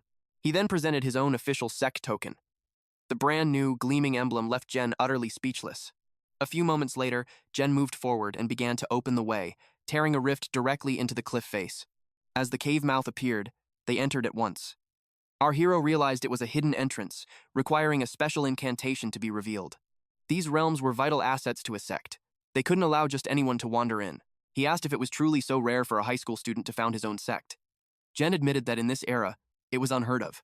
But in the past, anyone in the condensation realm could apply. He brought up the Ying sect as a prime example. Their leader, Rugasaki Sho, had just reached the condensation realm when he established his sect, and it was approved without issue. But now, the competition had become ferocious, forcing them to raise the barrier for entry. In principle, no one below the Golden Core realm would be approved, unless they had a recommendation letter from a major sect. That was the only path to a special exemption. But no ordinary high school student could ever reach the Golden Core realm. They concluded he must have a letter from a major sect, meaning his background was terrifyingly powerful. Our hero simply laughed it off. Qihong then anxiously reminded them they had to help her pass the sect leader challenge this time. Jen confidently assured her of success. Bing added that with 2 masters at her side, she had nothing to fear. Our hero immediately understood. This was a 2-man carry. It finally made sense why they insisted on a 4th member when the realm only required 3. It seemed they were roping him in to be the disposable 3rd wheel. Meanwhile, his own missions were piling up. First, the advancement quest for his sect leader token. He needed a Golden Core realm major sect recommendation letter and the corpse of an impermanence ruin fiend king, both at 0 out of 1. His second mission was the advancement quest for the Golden Core realm itself. He'd reached the 10th layer of the condensation realm, but still needed the blazing flame mushroom and the chillbone herb. His final quest was to advance his wind control. He had 0 of 1 mantras comprehended and 0 of 3 practices of wind control completed. Just then, the system notified him. The Golden Core advancement quest was a paid mission. This meant he could assign it to his disciple. It was a perfect solution, since Chenny also needed to complete her wind control training. He immediately assigned the task to her. As he did, Qihong asked Jen about the outsider's true strength. Jen saw him as a simpleton, doubting he had any real power. He decided to switch their conversation to a private, intersect mind voice. He assured them the outsider was just cannon fodder. He wouldn't interfere with their real plan. Soon, they arrived at a fork with 3 distinct paths. Qihong was confused. Bing was acting like this was his first time here, even though he was supposed to have cleared this place before. Bing explained that the realm was called the Impermanence Ruin because its layout changed randomly with every entry. This unpredictability was what made it a true sect leader challenge. He pointed out that if it were so simple, she wouldn't need 2 sect leaders to carry her through. He then unleashed his divine sense. He scanned all 3 paths to determine what lay ahead. He then announced his findings, assigning our hero to the middle path, claiming it was the easiest. His tone suggested he was doing him a huge favor, as if they were taking the greater risk. Our hero entered the middle path without hesitation. This was all part of their treacherous scheme. The moment he was gone, they sneered at how gullible he was. Model. Their schemes always succeed thanks to idiots like him. Meanwhile, Bing, Jen, and Qihong took an entirely different path. Qihong was curious just how much more dangerous this route was. Jen simply replied that the difference was like heaven and earth. Hai could already sense countless auras he'd never encountered on the safer path. This meant the fiends weren't just dangerous, but they were swarming the area. He assumed Hai's prestigious sect leader token must have been a gift from some powerful connection. On top of that, they judged him to have zero combat experience. They figured he'd never faced a true life-or-death situation and was probably trembling in fear. But Hai simply continued walking, calm and composed, until his senses flared. An arrow whistled through the dark. With a swift arc of his arm, he smacked it aside, his eyes instantly tracing it back to its origin. He channeled his wind control, the sky-breaking palm, and unleashed a torrent of energy toward the attacker. The blast shattered the walls, revealing a malevolent-looking fiend. Its body had been torn clean in half by the attack. A Shadowstalker archer, fifth layer of the condensation realm, had been eliminated. Hai was genuinely impressed by this fiend that could turn itself invisible. He almost didn't see the arrow coming. It was a good thing he had already ascended to the Golden Core realm. His perception of demonic aura was now on a whole different level. He sensed another presence, followed by another arrow. He launched an attack right back at the attacker's location. The force of the wind was like a blade itself, tearing the fiend to shreds. It had become quiet until an attack erupted at Hai's leg. Another shadow fiend materialized from the very ground. It lunged, aiming to sever his leg, but he deflected the blow with ease. He wondered if it truly believed he wouldn't sense it at point-blank range. He thrust his spear straight through its core. The fiend was instantly paralyzed. With another mighty swing of his spear, he obliterated its body into tiny pieces. He sensed another foe up ahead and lunged to stab it, but there was nothing there. So, he swept his spear from left to right and then began to twirl. His spear became a vortex of death with him at the center, and it tore through the hidden fiends. Their heads were cleanly chopped off by the attack. Eventually, their bodies were reduced to nothing but dust on the wind. But then, something targeted him from behind. Hai twirled his spear, deflecting the volley of arrows. He was getting annoyed that they just kept coming, one after another. His patience was wearing thin, seeing as all they did was hide and attack from the shadows. He unleashed a powerful attack that shattered the ground, as a fierce wind formed a small tornado, covering a wide area. But the shadow fiends were able to hold their ground. Although the gale was immense and looked terrifying, they realized it didn't do any actual damage. It made them underestimate the young cultivator. But Hai's goal was never to harm them. It was to see them. They were stunned when he suddenly appeared right behind them. They immediately fired an arrow, but Hai unleashed another attack. He created a massive hand of energy that squashed the fiend into pieces. The other fiends behind a pillar unleashed their arrows. He spun his spear, deflecting every single one. But while he was fighting, a creature was watching him from afar. It looked like a paper cutout of a person. Jen was using it to spy on him. Qihong inquired if the idiot was still alive. Their original plan was to use him as cannon fodder, scouting what kind of fiends were on this path and what abilities they possessed. That way, they could plan their strategy before going in. But to his complete shock, the kid was having an easy time. He told Bing about the change in plans. He decided he would no longer fight the Fiend King. Instead, he would lure the Fiend King toward the idiot's path. Bing then summoned his axe and immediately threw it toward something in the dark. The axe struck its target. The creature emitted flames from 2 gaping holes in its body. The loud sound and the commotion it caused caught Hai's attention. I bet our boy already knew they were just toying with him. Hai kept fighting, slashing at the hidden fiends. He paused for a brief moment to steady his stance. Only then did he realize his neck had been scratched, so he instantly pulled back. He moved so fast that when he landed, droplets of his blood still hung suspended in the air. He hadn't even noticed the fiend until it had already grazed his neck. He knew immediately this was no attack from an ordinary foe. If he had been even a little slower, his head would have already rolled. He swung his spear in a wide circular motion, creating a protective barrier of energy. The ground shook, and the fiend burst forth from it. He saw it, but it was too fast. Suddenly, a massive rock arm erupted from the ground. It reached out to seize the fiend mid-air as it leaped away. Electricity crackled along the arm. At the same time, the fiend attacked from behind, relentlessly slashing at his barrier. The sharp ringing pierced his ears, forcing him to yell for it to stop. Our main character then released the dark nether lightning, and it exploded. Several more explosions followed, but the fiend managed to evade them all. Even the legendary dark nether lightning couldn't touch it. It was the fastest fiend Hai had ever fought. The fiend realized the shield was tough, and its normal attacks weren't doing anything. If the barrier couldn't be broken from the outside, then it would strike from within. The creature used its stealth once more and simply vanished. Hai sensed its disappearance, just as a blade erupted from the earth inside his barrier. Our hero was caught completely blind. A lethal strike sliced right down his center line. This should have been an instant kill. The fiend reveled in its victory. Just as it had calculated, the barrier's only fatal flaw was directly beneath Hei's feet. But in the next moment, it froze. Hai's body crumbled into a mere stone doll. The fiend realized it had walked right into a trap. It instantly dove back into the earth, but not before a sharp blow nearly severed its head from its body. It was forced into a panicked retreat. The fiend understood now. Hai had deliberately left the ground exposed as bait. But fighting with a spear in this cramped space was pure suicide. That's because Hai never intended to win with a weapon. He unleashed his twin arts, the 10,000 refined steel, and the impenetrable stone skin technique. The fiend mocked him, daring him to keep the barrier up when the tables turned. As it charged, Hai once again seized its arm. It struck back with a devastating punch, but Hai's defense held strong, blocking the blow. He then surged forward, weathering a storm of slashes until the fiend dropped its dagger. Hai saw his opening, but his target vanished into thin air. He taunted the beast, telling it the fight was already lost. He even offered to drop the barrier so it could run home, but the fiend was already lurking right behind him. In its mind, it tore Hai limb from limb, but it was far too cunning to fall for such obvious provocations. It chose to remain hidden, knowing a direct assault was hopeless. Its wind techniques were useless, and Hai's control over stealth was clearly superior.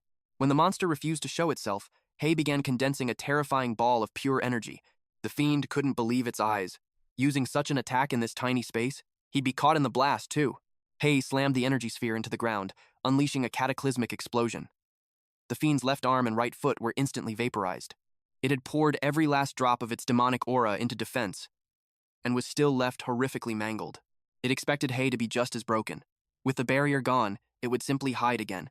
But to its absolute horror, its stealth no longer worked. Hai grabbed it by the hair. "Don't run," he said. "The game isn't over yet." The fiend couldn't fathom how Hai was completely unscathed. Our main character had focused his power into his fist. The moment the explosion went off, Hai had activated his stone shield technique, but he didn't escape without a scratch. His wounds, however, began to regenerate in real time. He knew this was the power of the Dragon King at work. The fiend could only stare, baffled by his perfect condition, as Hai yanked its hair. Suddenly, an inferno erupted. A golden core realm blazing flame mushroom fiend had joined the battle, unleashing a torrent of fire. Everything in its path was turned to ash. When the assault ended, the very ground was left scorched and smoldering. Fortunately, Hai had vanished in a flash, but he instantly recognized this new foe. This fire-breathing boss belonged to a much deadlier tunnel. He couldn't imagine how it got here. Then, his instincts screamed danger. A wave of pure ice shot towards him, but he teleported away just in the nick of time. A single moment slower, and he would have been frozen solid against the tree. Hai glanced back toward the attack's origin.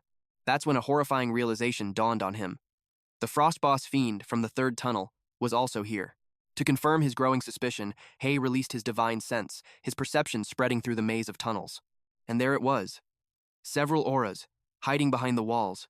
Just as he thought, those scumbags were interfering with his trial. He shot forward like an arrow, charging directly at the Frost Boss fiend. The first monster, still healing, could only watch in awe. The Frost fiend unleashed a wave of ice. At the very last possible second, Hai sidestepped the attack. The stealthy fiend was stunned by his impossible maneuver. The ice blast continued on its path, straight toward the fire fiend, striking it dead on. It was frozen solid in an instant. Only then did the stealthy monster understand Hai's brilliant strategy. He was using ice to counter fire, but the fire fiend roared, its inner flames erupting and shattering the icy prison around it. A colossal beam of fire shot out, stretching all the way to the frost fiend. When the smoke cleared, the two boss monsters were locked in a furious stare-down. The stealthy fiend could only curse their monumental stupidity in its mind. In that brief moment of distraction, both bosses lowered their guard. Moving like lightning, Hai made his move. Now that he had their undivided attention, he raised a single finger and taunted them. As expected, the two enraged fiends charged right after him. They unleashed a devastating barrage of ice and fire in unison, while our hero simply kept on running. Meanwhile, at the tunnel's exit, the others heard the sounds of battle approaching fast. Jen immediately knew what was happening. Hai was luring all the boss monsters directly to their location. The arrogance was insulting, as if Hai thought they couldn't even dodge. But then Jen remembered what he had seen. Hai had survived 3 boss-level fiends at once, and now he was pulling a reverse lure. Jen never expected someone with Hai's background and connections to possess such terrifying combat prowess. Jen's group decided to fall back toward the entrance of the secret realm. If the situation turned sour, they could escape. But the instant they moved, the very ground beneath their feet flared with light. They froze in horror, a deadly trap formation, and then it exploded. 2 of them barely shielded themselves from the blast, but Chihong was not so fortunate.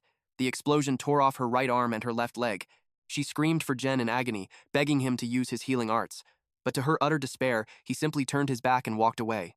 In that moment, she understood. They were completely sealed inside. "When was this formation set?" Jen roared. A calm voice echoed through the chaos. "When you were all playing the part of saviors." Jen's entire body went rigid. Hai stepped into the formation's light, his eyes cold. "Did you truly believe I would ever trust you completely?" Pure fury contorted Jen's face. He lunged forward, unleashing his light escape, a blinding flashbang technique. Hai just scoffed. "What makes you think I'm done playing with you?" His form blurred, activating his own stealth, a technique that came with a price. Jen's eyes widened in shock as the main character vanished, and in that same instant, a massive fireball screamed through the air, aimed right at him. It was the Fire Fiend's attack, which had now entered the barrier with them. Jen was paralyzed by terror. Before him stood a roaring, seething incarnation of flame. The monstrous fiend unleashed a sea of fire. A single figure crawled away from the blaze. It was Chi-Hong, crying out for Jen to save her life. Crippled, she was helpless as the inferno consumed her, a final, blood-curdling scream echoing in the air. Jen didn't even look back. He just kept running. Just then, the ice fiend locked its gaze onto him. Jen sensed the killing intent and instantly threw up a shield of light. He was now trapped between two fronts, forced to defend against fire and ice. He was completely alone, battling two boss-level fiends at once. Jen screamed at Bing to stop cowering and fight. But Bing just stood there, trembling. Jen couldn't believe his eyes. Bing took a shaky step forward, and blood trickled from his lips. With his dying breath, he revealed the truth. He had been ambushed. He never sensed the attack, not even with his profound cultivation. A spearhead had pierced through his back and was now viciously torn out. Standing behind him was Hai, holding the bloodied spear. Jen's jaw hit the floor as he watched Hai dissolve into thin air once again. All the while, the stealth fiend observed from the shadows. Stealth wasn't just its skill, it was its entire existence. It was its ultimate art, yet this human had mastered it in a single glance. This fact alone forced the fiend to recalculate its chances against a monster like him. The barrier allowed passage in, but none could leave. The stealth fiend hesitated, weighing its options. Inside, the fire fiend continued its rampage as Jen scrambled desperately to survive the inferno. From the other side, the ice fiend launched a volley of ice orbs. They detonated, cutting off Jen's escape. He took one step back and knew he was doomed. A colossal wave of pure flame was roaring towards him.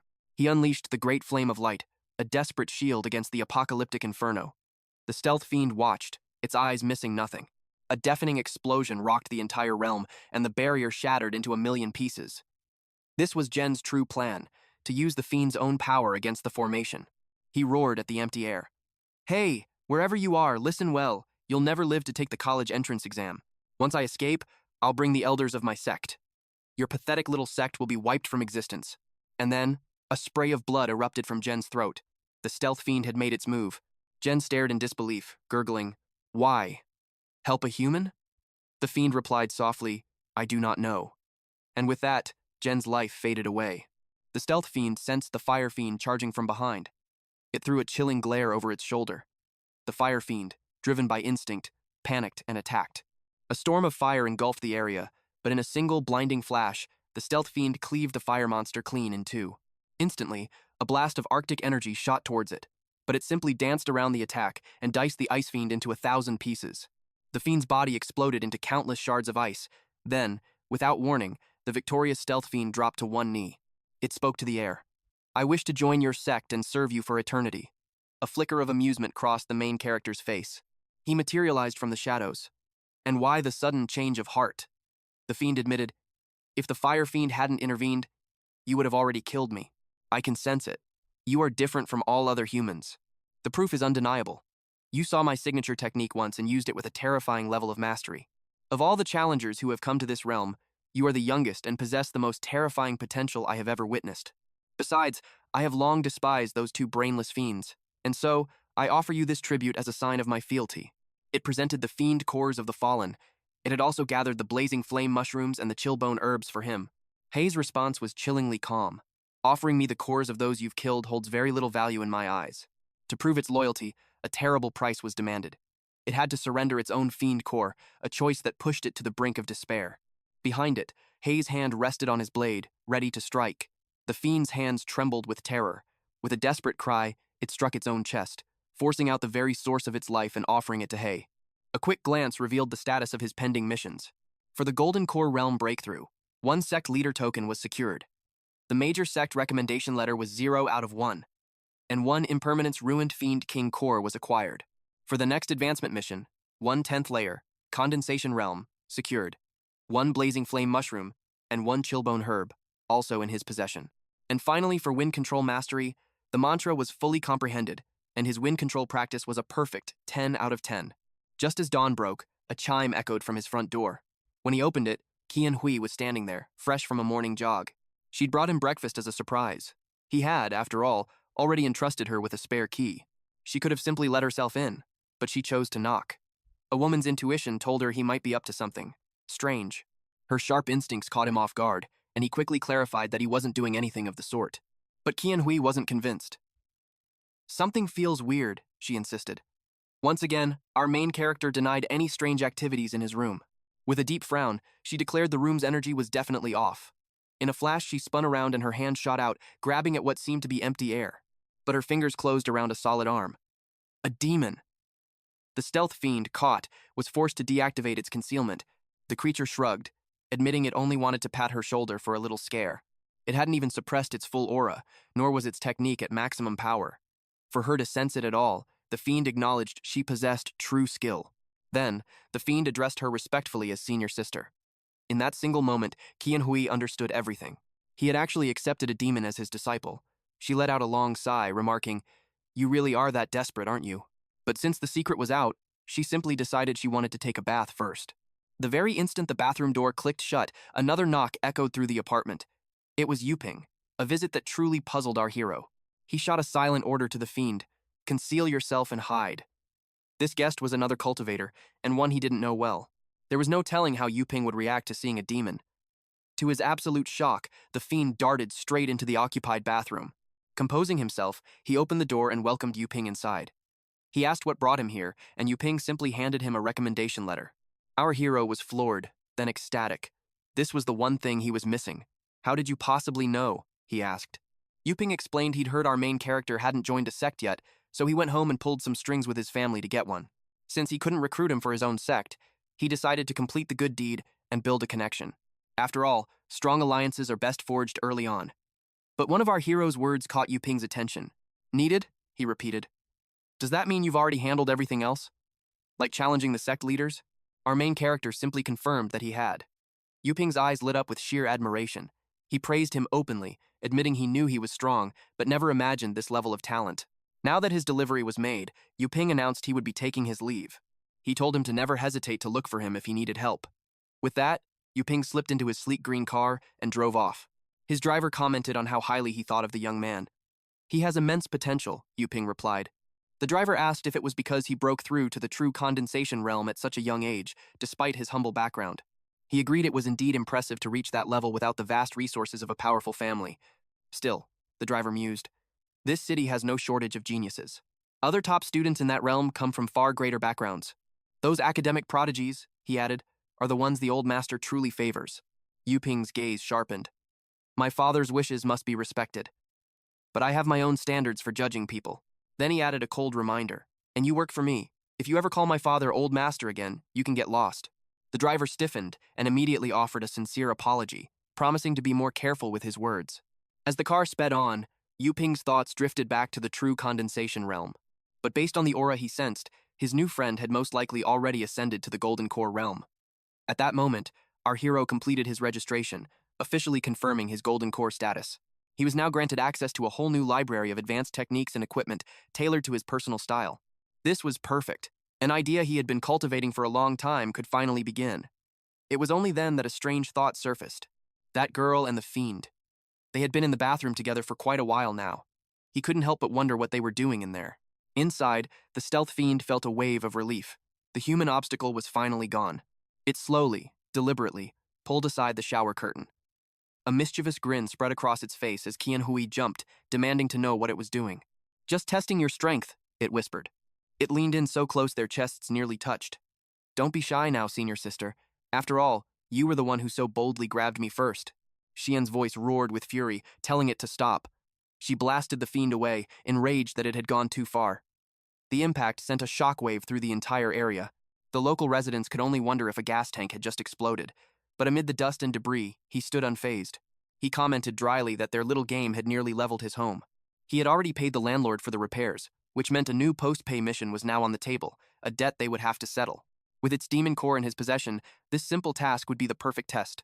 A notification for the post-pay mission appeared before the stealth fiend. It grumbled instantly. It hadn't pledged its loyalty just to run menial errands like some common servant. Hay's response was simple. Complete the mission well, and greater rewards would follow. He might even consider returning its demon core. Faced with such an offer, the fiend had no choice but to agree. But Tenwei protested immediately, insisting the mission should have been hers. After all, she argued, she was the one who destroyed the house with her power. But he simply told her a far more important mission awaited her. He had already advanced the blood-boiling curse mark and ordered her to master it. She recognized the name instantly. It was the same power as her dagger. He explained that he had merged the blood-boiling effect directly into the curse on her body. From this moment on, she would no longer need to draw her weapon to unleash its devastating power. She glanced at the mark on her skin, then her thoughts turned to Yin. Wasn't her weapon upgrade mission taking an unusually long time? He answered coolly that he had assigned Yin other missions to complete. Chenny immediately complained that he was always picking on Yin. That same night, in a quiet park, the class teacher Old Tao was enjoying a peaceful training session in his retirement. His pension wasn't much, but with the savings from his youth, life as a retired old man was perfectly comfortable. Best of all, he no longer had to face terrifying demons. But he spoke too soon. Suddenly, the sky itself tore open as a rift appeared above him. A grotesque monster lunged out, catching him completely by surprise. Its jaws snapped shut just an inch from his face. For a terrifying second, they both froze. Then, a calm voice cut through the silence. You're blocking the exit. Move. And just like that, Yin sent the beast flying with a single, powerful kick. The creature soared through the air, landing squarely on a distant mountain peak. The old man realized that while he couldn't sense its exact level, one thing was certain. This boss fiend was on a completely different level, far stronger than the one from the first mock exam. And yet, Yin had defeated it with a single kick. He couldn't help but wonder, could she have achieved such a massive breakthrough in just a few short months? Old Tao recognized Yin, thanking her for saving his life, but she didn't seem to know him at all. He chuckled, explaining he was her old homeroom teacher who had taken an early retirement. And then, recognition dawned on her. He was the teacher who had accepted her money in exchange for her enrollment. She told him there was no need for thanks. It was nothing. Besides, it was a blessing he had even lived long enough to retire. With that, she was gone. As he headed home, her sharp words echoed in his mind. A strange thought began to form. If he had returned all the bribes he'd taken back then, perhaps fate would have blessed him even more. That one thought was enough. He resolved to return every last coin the next day. But just then, he noticed something. A cold dread crept over him. The chemistry teacher was supposed to be on patrol tonight, yet her spiritual energy was completely gone. Worse, a faint metallic scent hung in the air, the smell of blood. That's when he heard footsteps approaching. From the darkness, two robed figures emerged. Assuming they were students, Old Tao asked what class they were in, wondering why they weren't home so late. He demanded to know what they were doing in the school's back alley. One of the men sneered, "And what makes you think we are students?" It was then that Old Tao's blood ran cold. His eyes fixed on the dark stains at the hem of their robes. They had just taken a life and were making their escape. Sensing the immense danger, Old Tao quickly changed his tune. He forced an awkward laugh, claiming he'd forgotten he was retired. Just an old man stuck in his old ways. With that, he turned and hurried away, his heart hammering against his ribs. Something was terribly, terribly wrong. Normally, he could gauge another's power level instantly, but from these two, there was nothing but a void he couldn't comprehend. A voice boomed from behind him. "Stop!" But that only spurred him on. He unleashed his god-walking technique. Smoke erupted from his footsteps as he covered hundreds of meters in a single breath. Now, at a safe distance, he planned to call for help.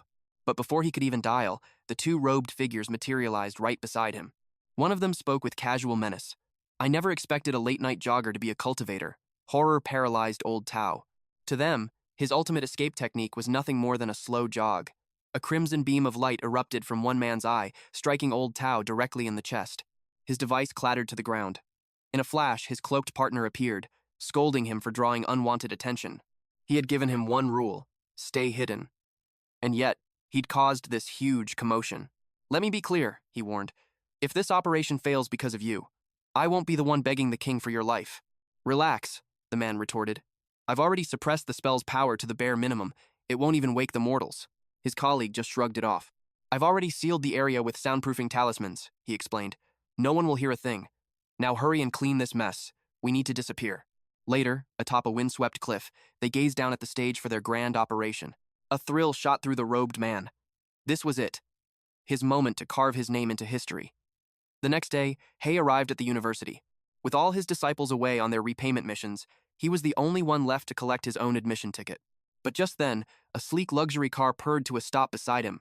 Our main character's interest was piqued. The window slid down, revealing a man inside. "Are you Hai Shin?" he asked. "I am," Hai confirmed. "And who are you?" The driver shot out of the car, his voice dripping with disdain.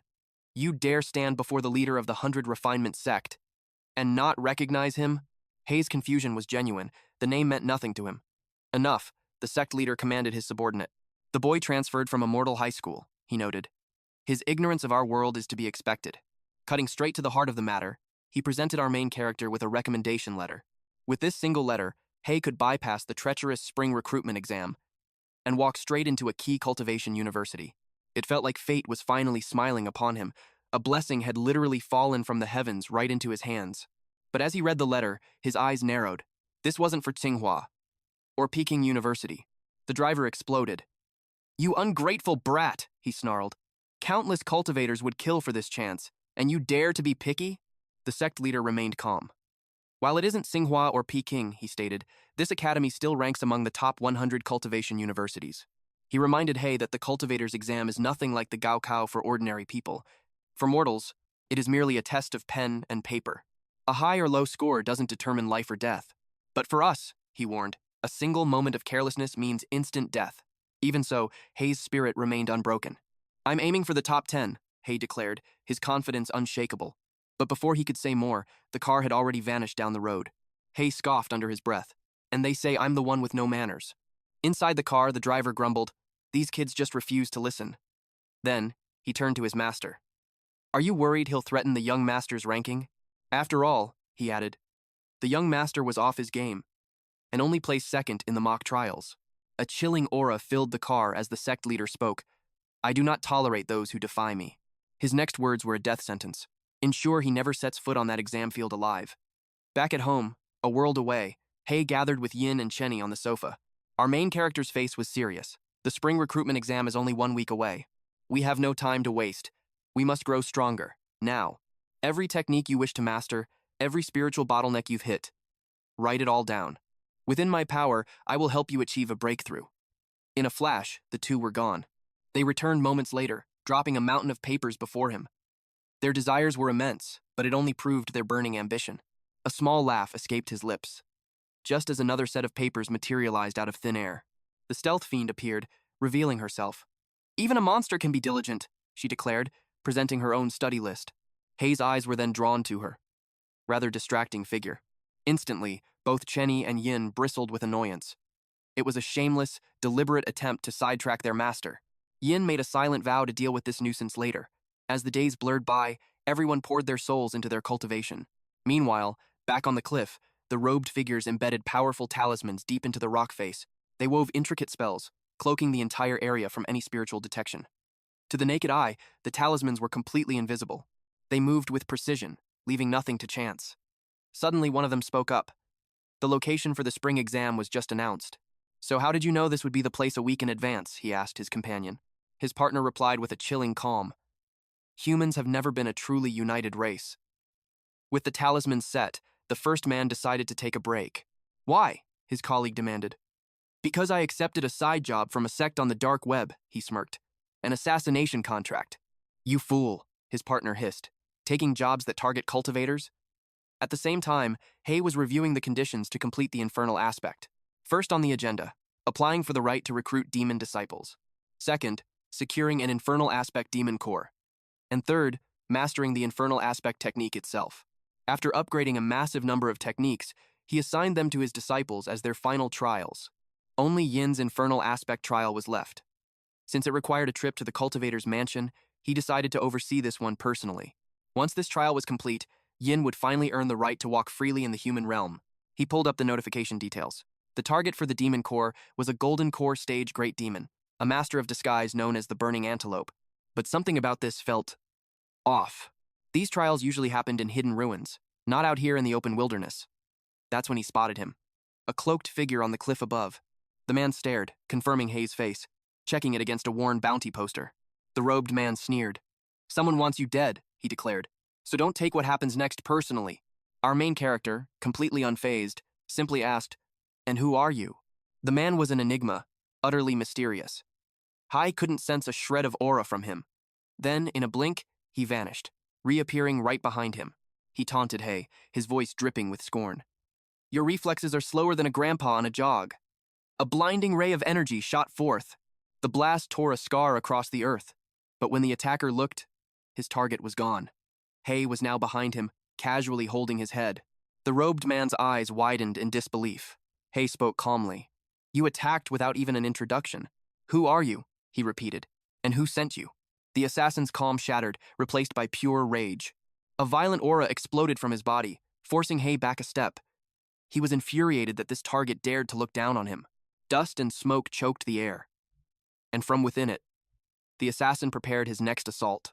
In a heartbeat, he closed the gap, lashing out with a kick. Hai dodged it flawlessly, but the man twisted midair, striking again. Hai ducked under the blow.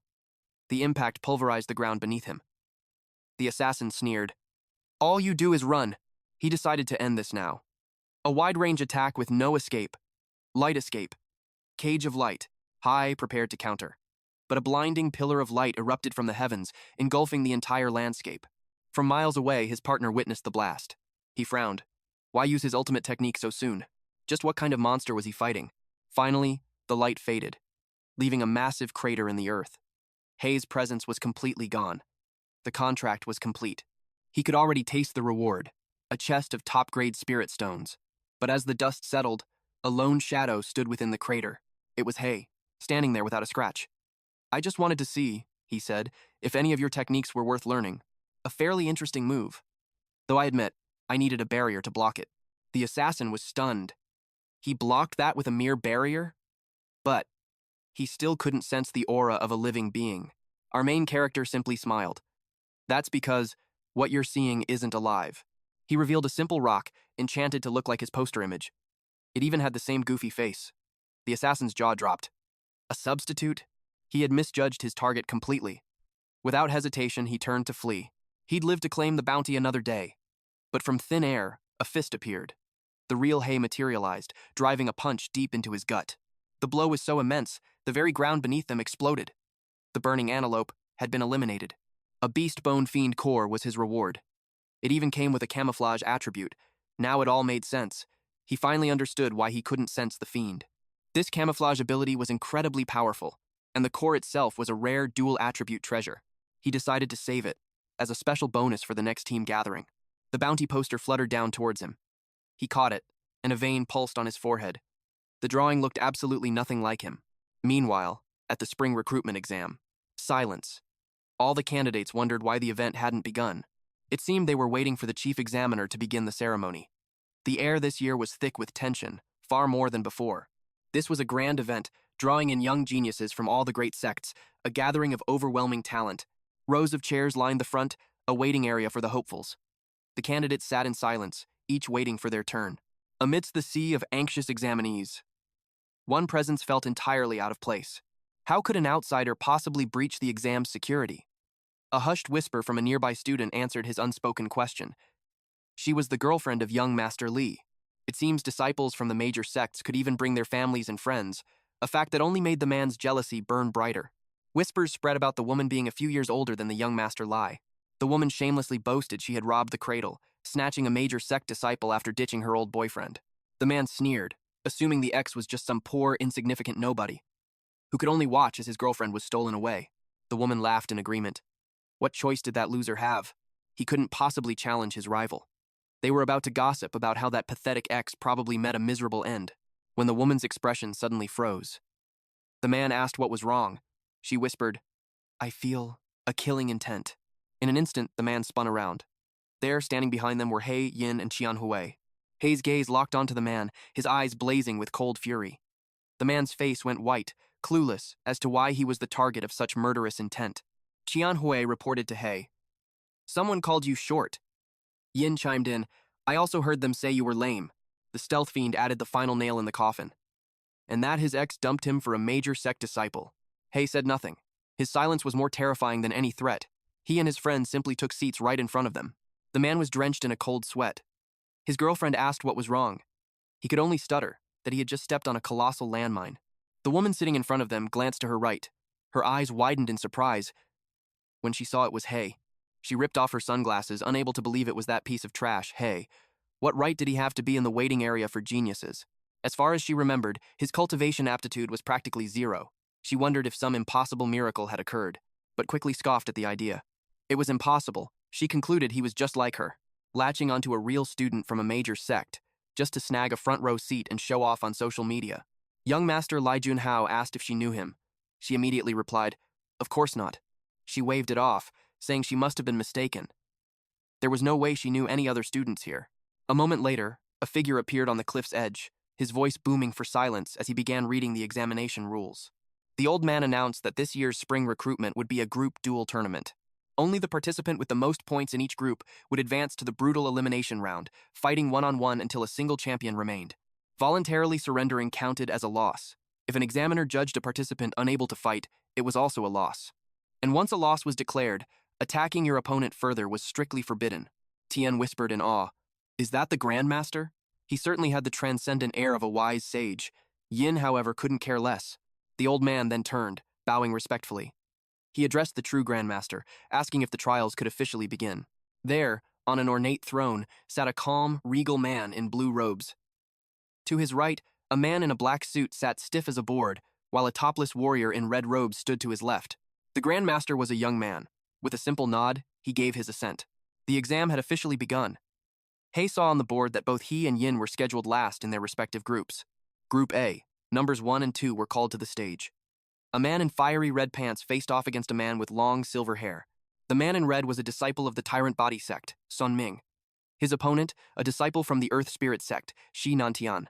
Sun Ming cracked his knuckles, a predatory grin on his face. "How long are you going to keep that emotionless mask on?" He crouched into a stance, and in the blink of an eye, vanished, reappearing right in front of his opponent. Nantian's eyes widened, but he narrowly dodged the devastating punch. He instantly realized Sun Ming's speed was monstrous, his attacks absolutely lethal. Using Earth Escape, he retreated into the ground. The arena trembled, and he unleashed a follow-up attack, a rapid storm of stone. Massive boulders rained down from above, aimed at crushing Sun Ming. But Sun Ming was like the wind, skillfully weaving through the deadly barrage as he closed the distance. He boasted that with speed alone, he could rival cultivators a whole realm above him. Nantian leaped into the air. As Sun Ming slid in for a low kick, he revealed his true plan.